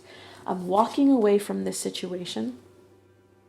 I'm walking away. I've come in with my own truth. Maybe a little cocktail helped me get there, right? With this Eight of Cups and this visual that I got, right? Of being a little tipsy. I know the truth, even though it has helped me connect with this truth. I'm not encouraging anybody to have a cup of alcohol, by the way. It's just the way it's coming out.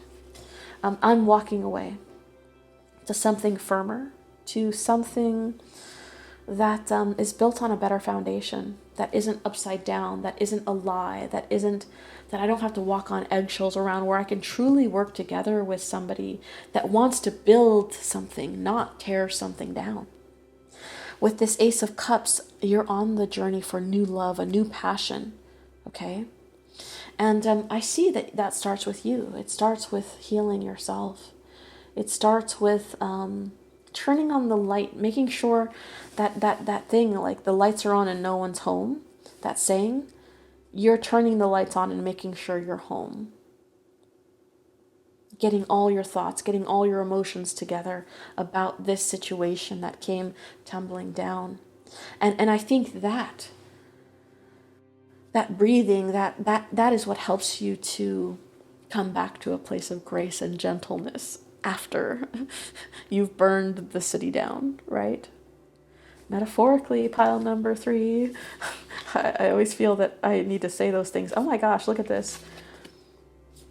We have ideal partnership and story of my life. And in this ideal partnership, there's a bottle of what looks like liquor here. Interesting. Oh, I almost forgot. We've got Sagittarius here. We've got, nope, that's not the Sun card. That's the Three of Pentacles. We've got some earth, some water, air, Scorpio, and Virgo here. Let's read this ideal partnership card for you. I am a rare and precious find, and my brilliance will be reflected back to me when I am paired with a true match, the truth, right? My ideal partnerships are working relationships, and my ideal partnerships and working relationships are easy and free-flowing. I deserve greatness because I am greatness. And to paraphrase Rumi, what I'm looking for is also looking for me. In fact, he or she might be paraphrasing Rumi right now. I love this idea too of first the truth, right? We've touched on that. Of partnerships and working relationships. This could go in all of those directions, right? I also love this stance of I deserve. Like, we're not asking for it anymore. We know that we deserve this thing, right? And to paraphrase Rumi, what I'm looking for is also looking for me.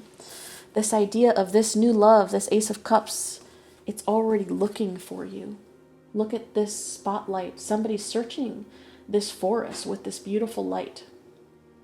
Maybe your future lover will be a Virgo.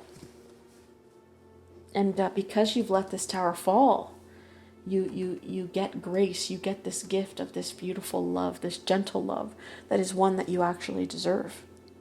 I can read that literally verbatim. What I'm looking for, love, is also looking for me. The flashlight pointing at the Ace of Cups here.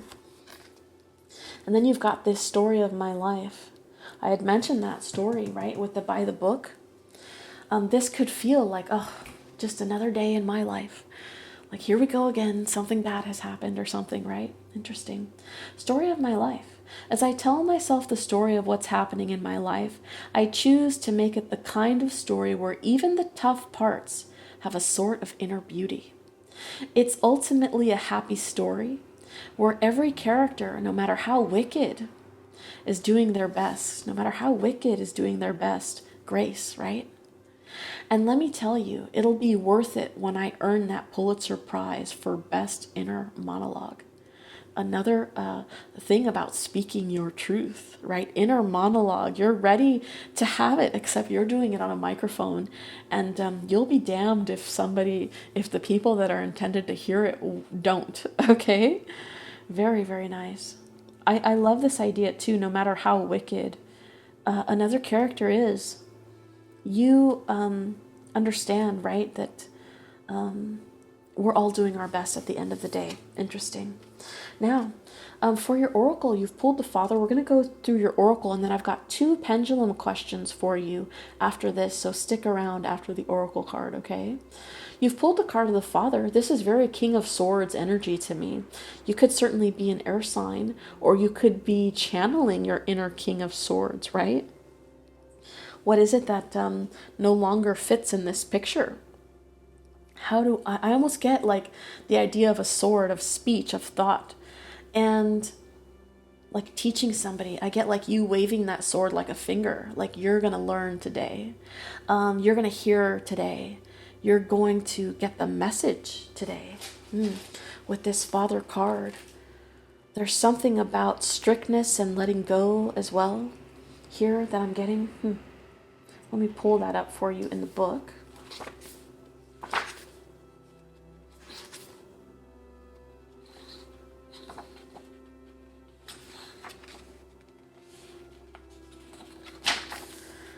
And here's that in the event that you'd like to screenshot it.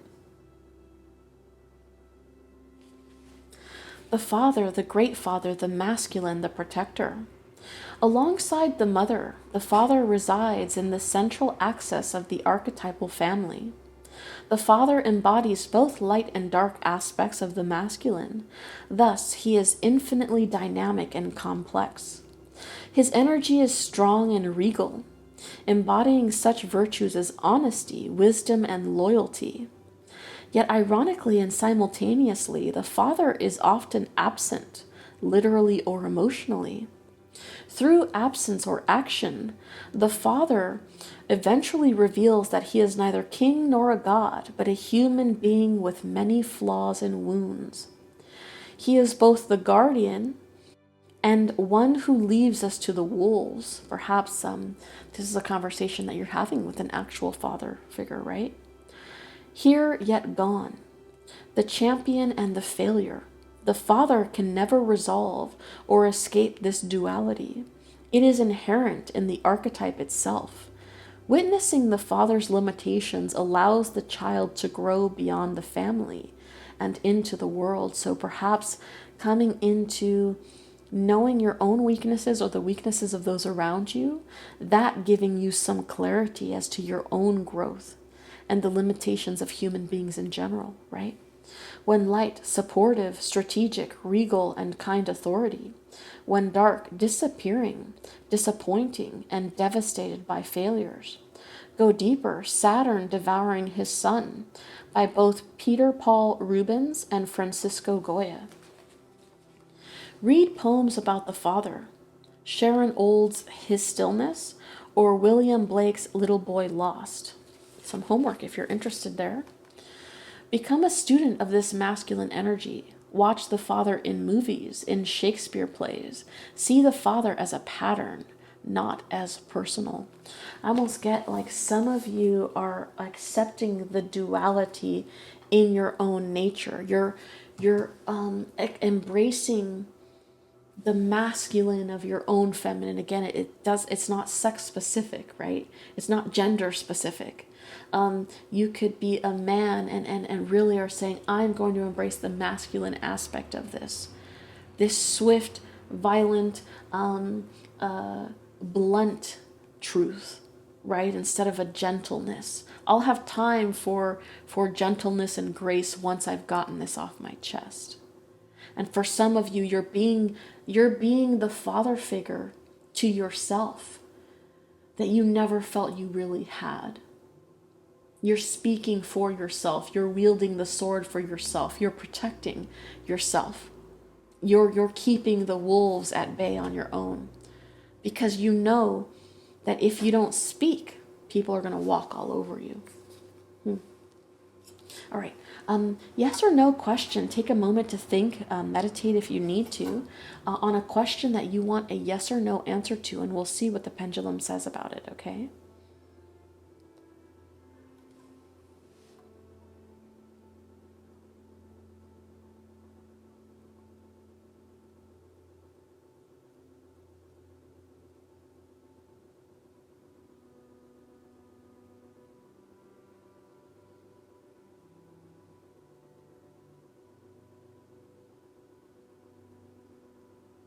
No. Okay. Now, for this next part, you can either keep the original question and ask for clarity. Well, why is this a no? Right? Or you can ask an entirely different question. Okay?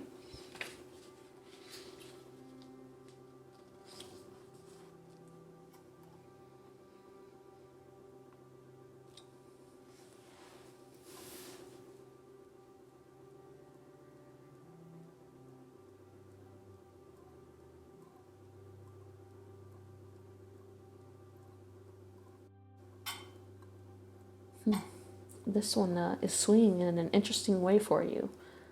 It feels like pushed, guided, very, very interesting. Like something is for your greater good. Squeaky wheel. Interesting. How fitting for you, this idea of the squeaky wheel. The squeaky wheel gets the oil. There's something that needs to be said. What a more perfect, what a more perfect one for you to pick, right? For your microphone, the people that are getting something off their chest with their whole chest, right? You have to be the squeaky wheel. You have to say something. So, for example, if the question was, does so and so love me? And the answer was no, and you get squeaky wheel as a follow up to that, then it's, you need to say that to that person. You need to tell them that you feel that way. You need to stand up for yourself and say something, because then maybe they'll be like, oh, I never even thought you would think of me that way. So I never even thought to care about you that way. The squeaky wheel gets the oil. You're being told to speak. You're being told to grab this microphone, no matter how unpoised, how words, how foot in your mouth, how sloppy the truth is delivered. Get the truth out and get it out now. Be your own advocate. Convey your own thoughts.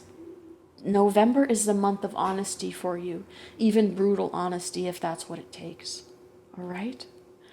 Alrighty, pile number 3. That was your reading. By the time that this is posted, I will more than likely be doing either another Ask Me Anything, or another tarot deck giveaway over on my Instagram. So please feel free to join me there. I typically do quite a few giveaways or Ask Me Anything's, free little mini tarot readings to the people that are following me there. Okay. If this is where I leave you, though, I thank you so much for spending time with me here today on this channel. I wish you the best of luck in the month of November. Speak your truth, okay? Say it with your chest. I'll be curious. Let me know down in the comments if it resonates and what it is that you'll be saying to somebody. Because whatever it is, I feel like it's pretty big, okay? Alrighty, pile number 3. I hope to see you in the next video. Bye-bye. Alrighty, if you picked charm number 4, our fun little tennis rackets here are grouped together, tennis rackets, then this is the reading for you on what it is that you can expect in the month of November 2020. As you know, I typically only take jumpers and flippers during my readings, and for those that are new here, I like to shuffle this particular type of pick a card, shuffle all the cards out in advance, and I will tell you what I channel from this charm as I'm doing that, so I can multitask a little bit there, okay? Let's go ahead and get started. Right off the bat, pile number 4, or actually, right off the racket, right? Like, right off the racket, I'm getting that there's some play here. There's some play. We're getting ready for a little bit of play, a little bit of fun here in the month of November. I also get this sense of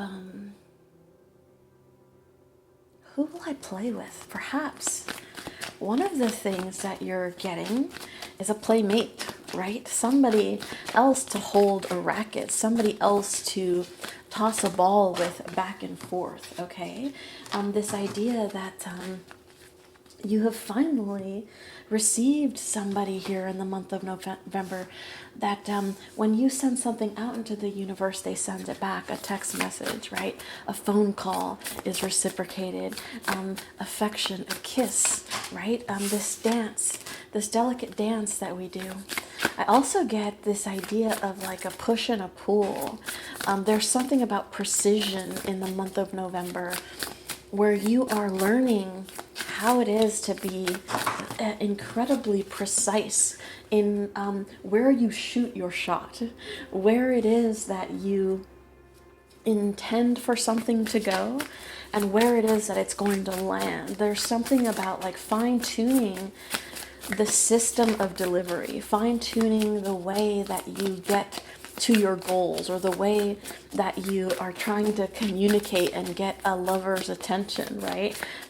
Perhaps even for some of you, the way that you're trying to communicate with a child, this idea of like playtime, right? How do you get the message across to a child in regards to something? There's something about needing to fine-tune the message, get creative about delivering it even. But I almost feel like there's something romantic here. Let's see where we're going with this. I get it's child's play, and like, don't forget that this is all a game. Don't forget that this was meant to be a game. I almost get like, I almost get this sense of like grunting. You know how when tennis players play and they're playing hard on the pro elite level, right? Every time they hit the ball, you hear that, right? Or some kind of grunting noise. They're sweating. There's serious action going on. And I get very much, drop that one. I get very much this sense of you've forgotten that it's a game at the end of the day. And sure, there are moments in our life where we have to put on a serious face, right? We have to do grown-up things. We have to do the work. But we have forgotten the exchange of life, of goals. We have forgotten that at the end of the day, this idea of what we can create is just a game. The stakes I'm getting, we're taking them too seriously, and that's getting in the way. And also I get something about like brute force. Brute force isn't going to be the way in the month of November. Play is the way. Play is the name of the game. You will attract more bees, more goals, more abundance, more love. You will attract more of that. Love here at the bottom for you as well, right? You will attract more of that if you approach November from a place of play, okay? From a place of, I don't need to take this so seriously. I need to remember that creation is a dance. It is a game. Very, very interesting. This idea of somebody coming to you, perhaps somebody from your childhood, right? A soulmate tie, somebody that you feel tied to because these are crisscross, they're intertwined. Somebody from your past. I'm getting the one that got away, coming back to try to mend something, to play with you again. This could be literal friendship, right? Unfinished symphony, I almost said sympathy.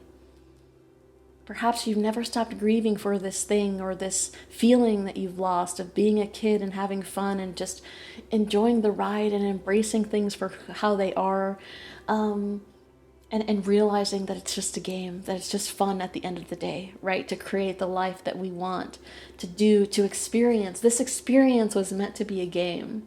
And humans have taken it way too seriously. Like, at the core of it, we were meant to, like, sleep, eat, make love, and that's about it. Like in our formative years, and then we evolved into something else where we had to like win Nobel Peace Prizes and things of that nature, right? At the end of the day, we're coming back to the fact that this is just a game, that we're put here for pleasure, and perhaps this unfinished sympathy that I got at the beginning is this feeling of something that you feel like you've lost, like a youthful exuberance or an innocence, getting back to that, right? Picking up your racket again and saying, I'm going to play this game. I'm not going to take it more seriously than it needs to be. I'm not Serena Williams, right? But also saying to yourself, I can't, this sympathy, this connection that I have with this person or this thing, it never went away. It's unfinished. It never ceases to stop. And so it's time for me to explore that. It's time for me to figure out why this thing was never completed, or why I never stopped mourning for the distance, for the ending for some of you with the number 10, a secret crush, a hobby, and as I said, for some of you, a child. Something that you birthed, that you raised, that you brought out into the world. And there's a disconnect now. There's a disconnect between you and your vision or your goal, you and your child, you and a loved one, somebody that you felt a strong connection to. This is for those of you that are like, I wonder what so-and-so is doing after all these years. I can't seem to get them off my mind. I wonder if they were my soulmate or my twin flame, or, right? I feel that here, that energy here for you in this particular card. I also get with this higher power that the downloads, the third eye, the dreams about them are ticking upwards. There's something like weighty, there's something heavy. It's weighing on you. You know it's more than just a coincidence now. You see these things as a sign. You're supposed to revisit this thing. You're perhaps even asking for guidance. You might be trying to manifest a return of something, because the game of tennis, what is it at the end of the day? It's a volley back and forth, right? So you could be asking, universe, bring this thing back to me. This thing that I once was able to serve and played back and forth with, it's gone now. I need you to bring that back. With co-create here, this is again, I feel very much like, although you could be reuniting with a child, I see you could certainly be reuniting with the idea of play, of coming back to that youthful perspective on life and what it is that you build. I feel for a lot of you, this is the return of a love, co-create here. Something that was already growing and you feel like it didn't end the right way, unrequited in some way. And now you're getting another chance, you're getting another something, or you're thinking of speaking your mind about bringing this thing back to fruition. You're picking your racket up again. I get a visual of you blowing dust off of it. And you're saying, okay, who's going to play this game with me again? Or how do I get this person to play this game with me? I feel like your pile is going to be a lot about love here. We have grace, wisdom, yeah, and elegance. I get a hypnotism here. I get something that like it has racked your brain. It has unfinished for so long that it's like a record skipping, a song that you can't get out of your head. And most days you love this song. I feel like it reminds you of a better day. It reminds me of a different version of you that wasn't bound, that wasn't held and restricted. And so that was a blessing, and it's turning into a curse, because now it's burning so deeply that you know you have to do something about it. When you have a tennis racket and you have a ball, it's your turn to serve. There's action being required here. And I feel like there's something about like bending the knee, I'm getting grace, about having I'm getting like the humanness and the humility to say, okay, I'm ready to bow, to bend the knee, to worship at this thing. I see you saying, fine, fine. Like if you won't release me past person, goal, vision that I had that I've lost faith in or I've lost track of, right? Then I will sit here like a humble servant and finally not try to run away. Not try to run away. And I get not be afraid of it either. Because I realize that you're not trying to thing that's haunting me, right? You're not trying to hurt me. You're trying to help me. You're trying to bring me back to center, to this thing that is so important, this play, this relationship that I need. I need this back and forth. And you're embracing the wisdom here. You're bending the knee and saying, okay, I'm ready to listen. I have enough grace to say, you can no longer be ignored. I hear your song. I hear the skipping of the beat, right? And I know that there's notes missing that I have to put back in their place. I'm getting. Certainly, you could be a creative, and this could have to do with play, with creativity, right? With the co-create unfinished symphony and this idea of play and creation here, right? But I feel like with wisdom and higher power, you're this message. I almost get like a, that back and forth as the ball hits the net, almost like a dripping faucet. If you go to sleep and your faucet drips, I feel like that's a sign. That's something that's your guides are trying to tell you something. If you've watched this reading and you've had an annoying drip or an annoying tick or an annoying like a fire alarm that you have to replace the battery in or something like that, there's a noise like something about a beat that's trying to tell you something. It's a sign of something. So you're getting this wisdom, you're getting the downloads, you're opening yourself up to it. Okay, I can't deny anymore that I want to co-create this, that I want to be with this person. How do I execute, I'm getting with this elegance card? How do I execute this thing? How do I make this happen? And I see this here, okay? First, in I keep my own counsel. This isn't going away. You think the universe is haunting you with this thing. It's you and your own inner knowing that you need this thing. You need this. You don't want it. You need it. There's a difference, and that's why you're so hungry for it, okay? And then here, with I am open to love in various forms, this is like, how do I show this? How do I express this? How do I pick this thing back up that has long been a game that we don't play? The Lovers, first card out. Somebody that you feel this deep connection to. The World, the High Priestess, the Two of Swords, the Seven of Wands, Four of Swords, the Knight of Swords, the Page of Pentacles, the Eight of Cups, and the Three of Wands.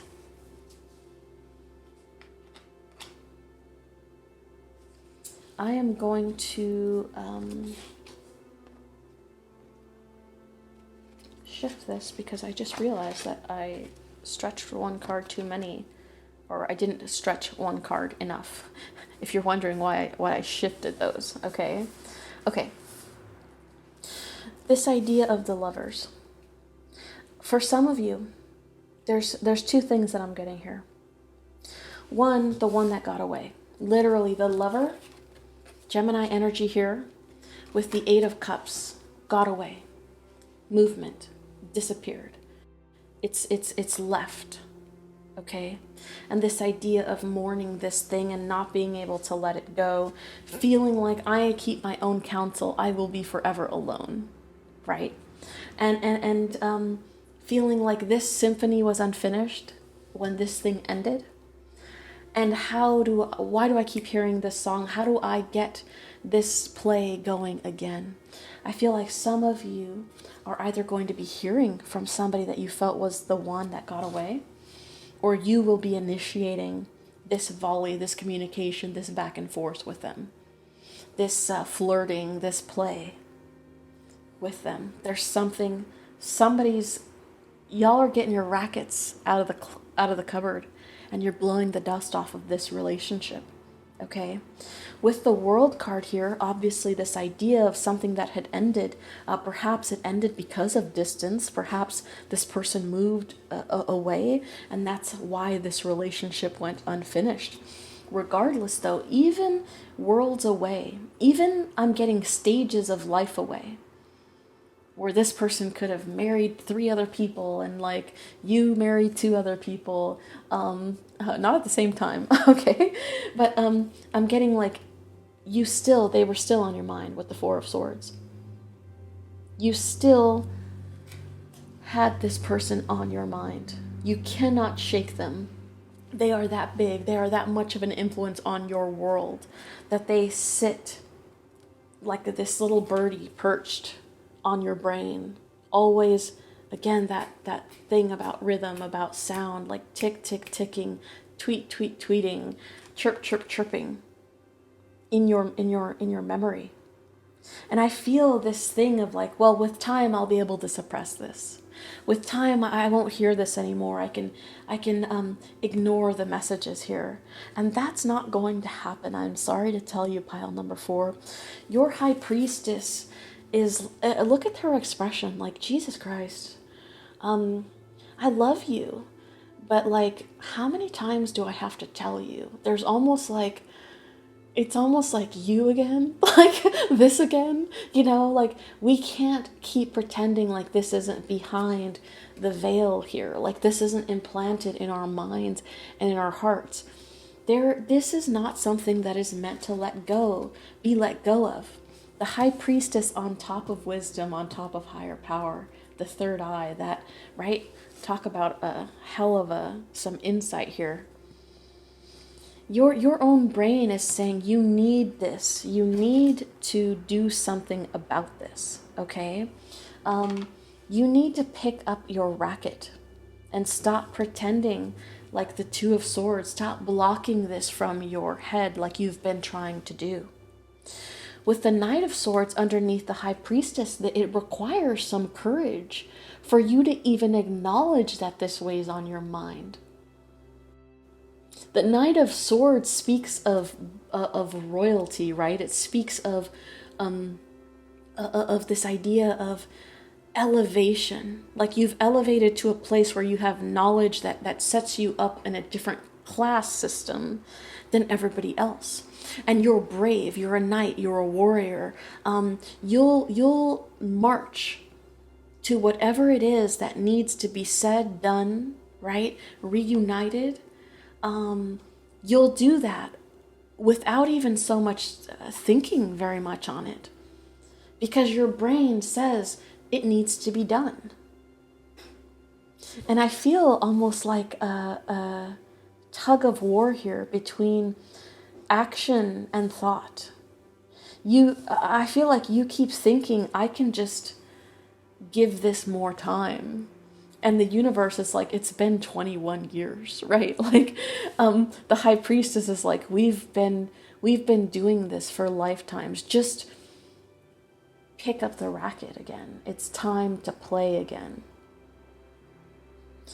With the 2 of Swords here, again, this idea of you want to open up the communication. You want to open up this love. And you're trying to finagle, how do I bring this together? And you're getting so practical in the thing that it's getting in your way. It's blocking the play. These rackets don't work if they're crossed. They have to be taken apart and used one by one step at a time, one swing at a time. And sure, there's something about precision, and I had mentioned that earlier. I got this feeling about something that had to do with precision, right? And you might want to hit the ball to make sure you shoot this shot directly at this person. Cupid's arrow or whatever, right? Like hits its intended target, and you have a favorable result. But if you're so consumed with the thought of doing it that you never actually do it, then the thoughts are really just procrastination, aren't they? They're you not willing to take the risk to see if this person wants to play again. With the Page of Coins, I see this very much as you saying, okay, even though I'm afraid, even though I don't want to look, even though I don't want to hear, even though I'm afraid of a response, I'm going to put it out there anyways. I'm going to put it out there anyways. Because I know that anything that is this lodged in my brain, the universe would not present me with something like this and make me fall so deeply for it if I were not meant to have it in my life in some capacity. So here I go, onto the court. The Seven of Wands is a confirmation, right, of the fact that you're on the right path, that you're doing something that requires strength and bravery, but you're doing the right thing. You're doing the right thing for you. I also see this very much as this idea of standing out from the crowd. You're trying to think of ways to get this person's attention that again stands out, that feels unique. And some of this doesn't require that kind of thought. Look at this. Some of this doesn't require strategy. It just requires for him to swing that wand, to swing it wildly. He'll hit something there, okay? You could be thinking about how to start communication with this person, or perhaps with these flowers up against the chest here, making a gesture, sending a gift, sending flowers or something like that to open up communication. Something small, but something nonetheless, in order to pull this thing closer to you, to manifest this thing that's been sitting perhaps at a distance, right? Regardless, on your mind, like a wish that you haven't stopped making, even if you've stopped admitting to yourself that you're making the wish. Notice how he pulls this with a rope. He pulls the things that he wants. I love this idea that one is like being used to pull, and then it's like we're pulling two almost. We're pulling two things, two people together. We're making them merge like a trifecta of one person on one side, one person on the other side, and the effort to draw them in the middle, bringing them together. I see that as like the lovers, as the mirror, as the soulmate, right? You're trying to say, how do I pull this person towards me? What is the mechanism? How do I create the rope that's going to bring us together? Don't take it personally as your affirmation. I see this very much as overthinking again. Every little thing, I have to have my hair the right way. I have to have the right tone of voice, the perfect words to open up communication, to go after this goal. You're getting too into the detail. And that detail, the planning of the thing, is stopping you from actually taking action towards the thing, right? And it rains on everything. It ruins everything. Again, you're taking it so seriously when it's supposed to just be a fun little game. Don't take it personally here. If someone starts to speak unkindly to me, I'll remember that they've got something going on that has nothing to do with me. Like maybe they just pooped their pants. Yes, that's probably it. I see this very much as you bringing your own rain to the parade and stopping yourself from marching forward. Because you're blowing out of proportion, I'm getting the simple little steps to get to something, when truly it's really just saying, I want to play this game again, and enthusiastically taking the first step onto the court. Tennis, although it's not an easy game, the concept is quite simple, right? The ball goes back and forth, and we've lost sight of that how simple this really is. I feel like some of you are going to be shooting your shot here in the month of November. I've got an oracle card for you, and I've got the pendulum. So stick around for the pendulum after this particular portion of the spread, okay?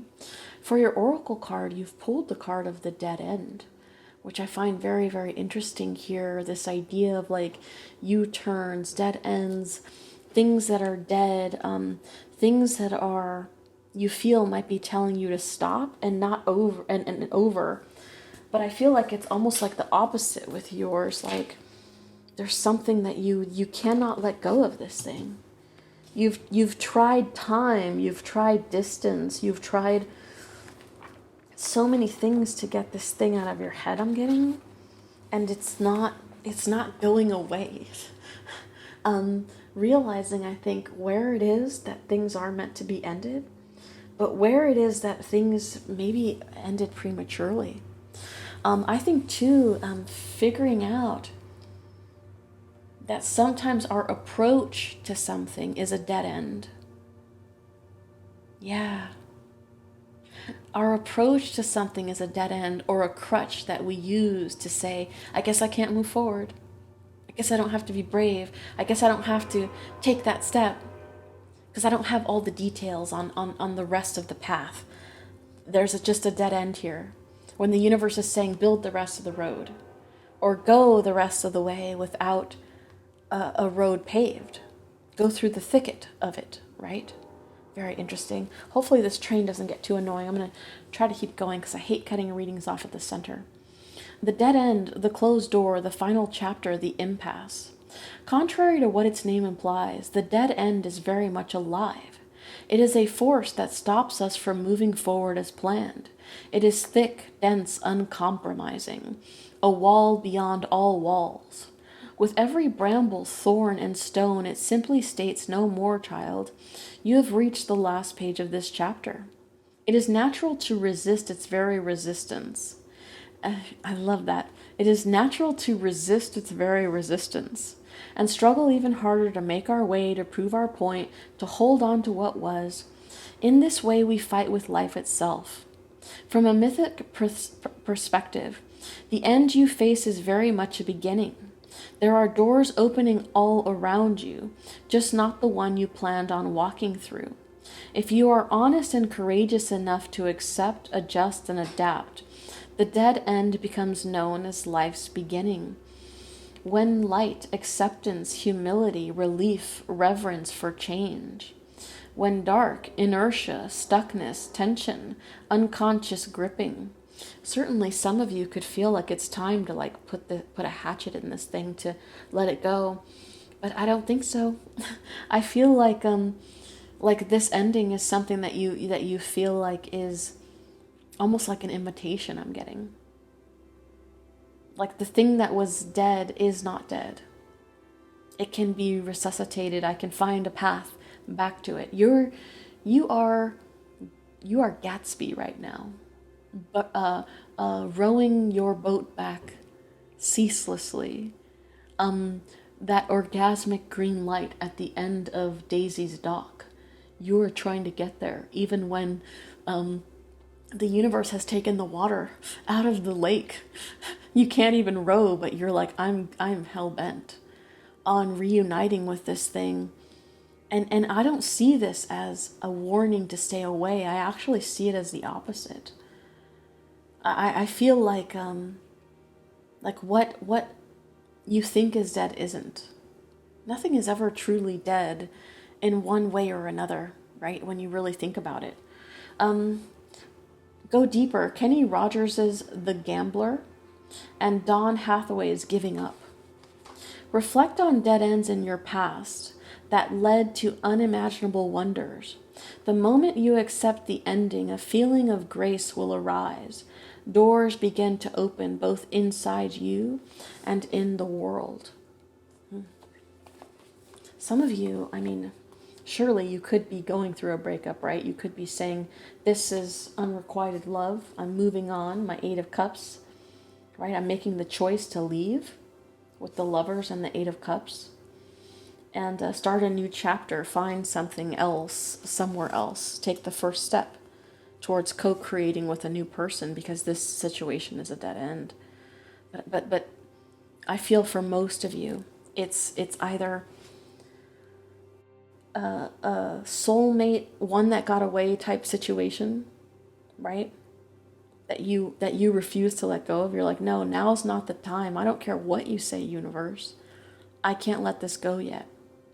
Or a one that got away situation where you're going to actually literally try to get things back and forth, get communication going, okay? Note that in most stories and movies, the moment the protagonist reaches the dead end, something riveting happens. You are the protagonist. Yeah. You're stuck here, and you're trying to you're asking yourself, is this a stop? Is this a yield? Is this a U-turn? I feel so strongly like this, like even you, perhaps because you've been thinking about this for so long, that even you are like telling yourself, stop now. And you're like, and you look at your own hand and you're like, no. I get me against the universe. That's really something here. Like when, like if the universe is saying, maybe not today with this thing, right? And you're like, I guess I'll have to defeat you too, universe. Like, you're another dragon that I have to slay that's in my way. That's very, very bold, okay? Let's see, yes or no question regarding this spread. Take some time to think about it. If you need to, pause if you need to, and then ask the question, any question that you want.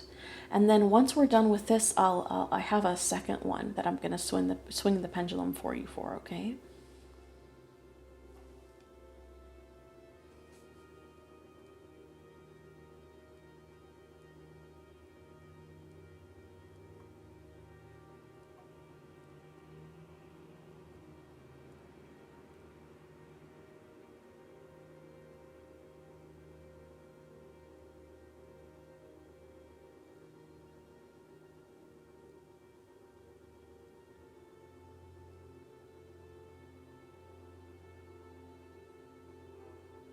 Yes.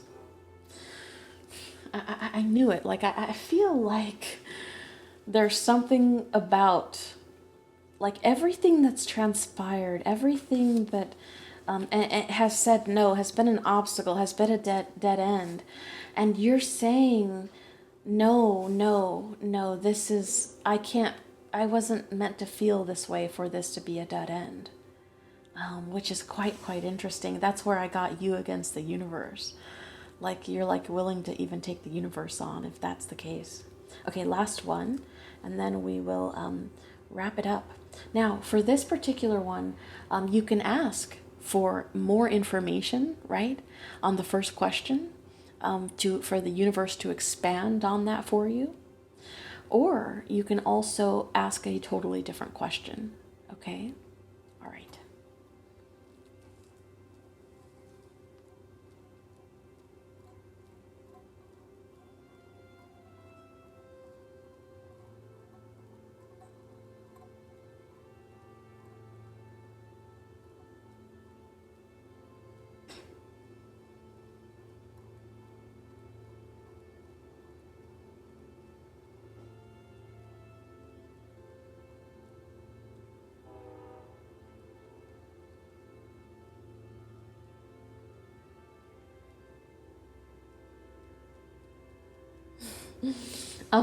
You've pulled, you don't need this. I love how it couldn't decide between destiny and you don't need this. I think that's one of the conflicts.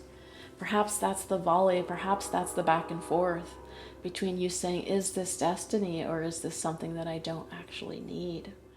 Something, even with a yes, right? Like, if your question, for example, was, will I ever get back together with XYZ? And the answer is yes. But the universe is saying, but you don't really need it. Something for you to think about with that particular phrasing, right? Alrighty, pile number 4, that was your reading. I hope that you enjoyed it. I hope that you got something from it, that it at least made you think. I wish you so much luck in the month of November, and I want to thank you so much for spending time with me out of all the readers that you could have spent time with today. By the time that you see this video, I'll probably doing a giveaway or an Ask Me Anything over on my Instagram, so feel free to join me there for that. If this is where I leave you, thank you, and hopefully I see you in the next video. Bye-bye.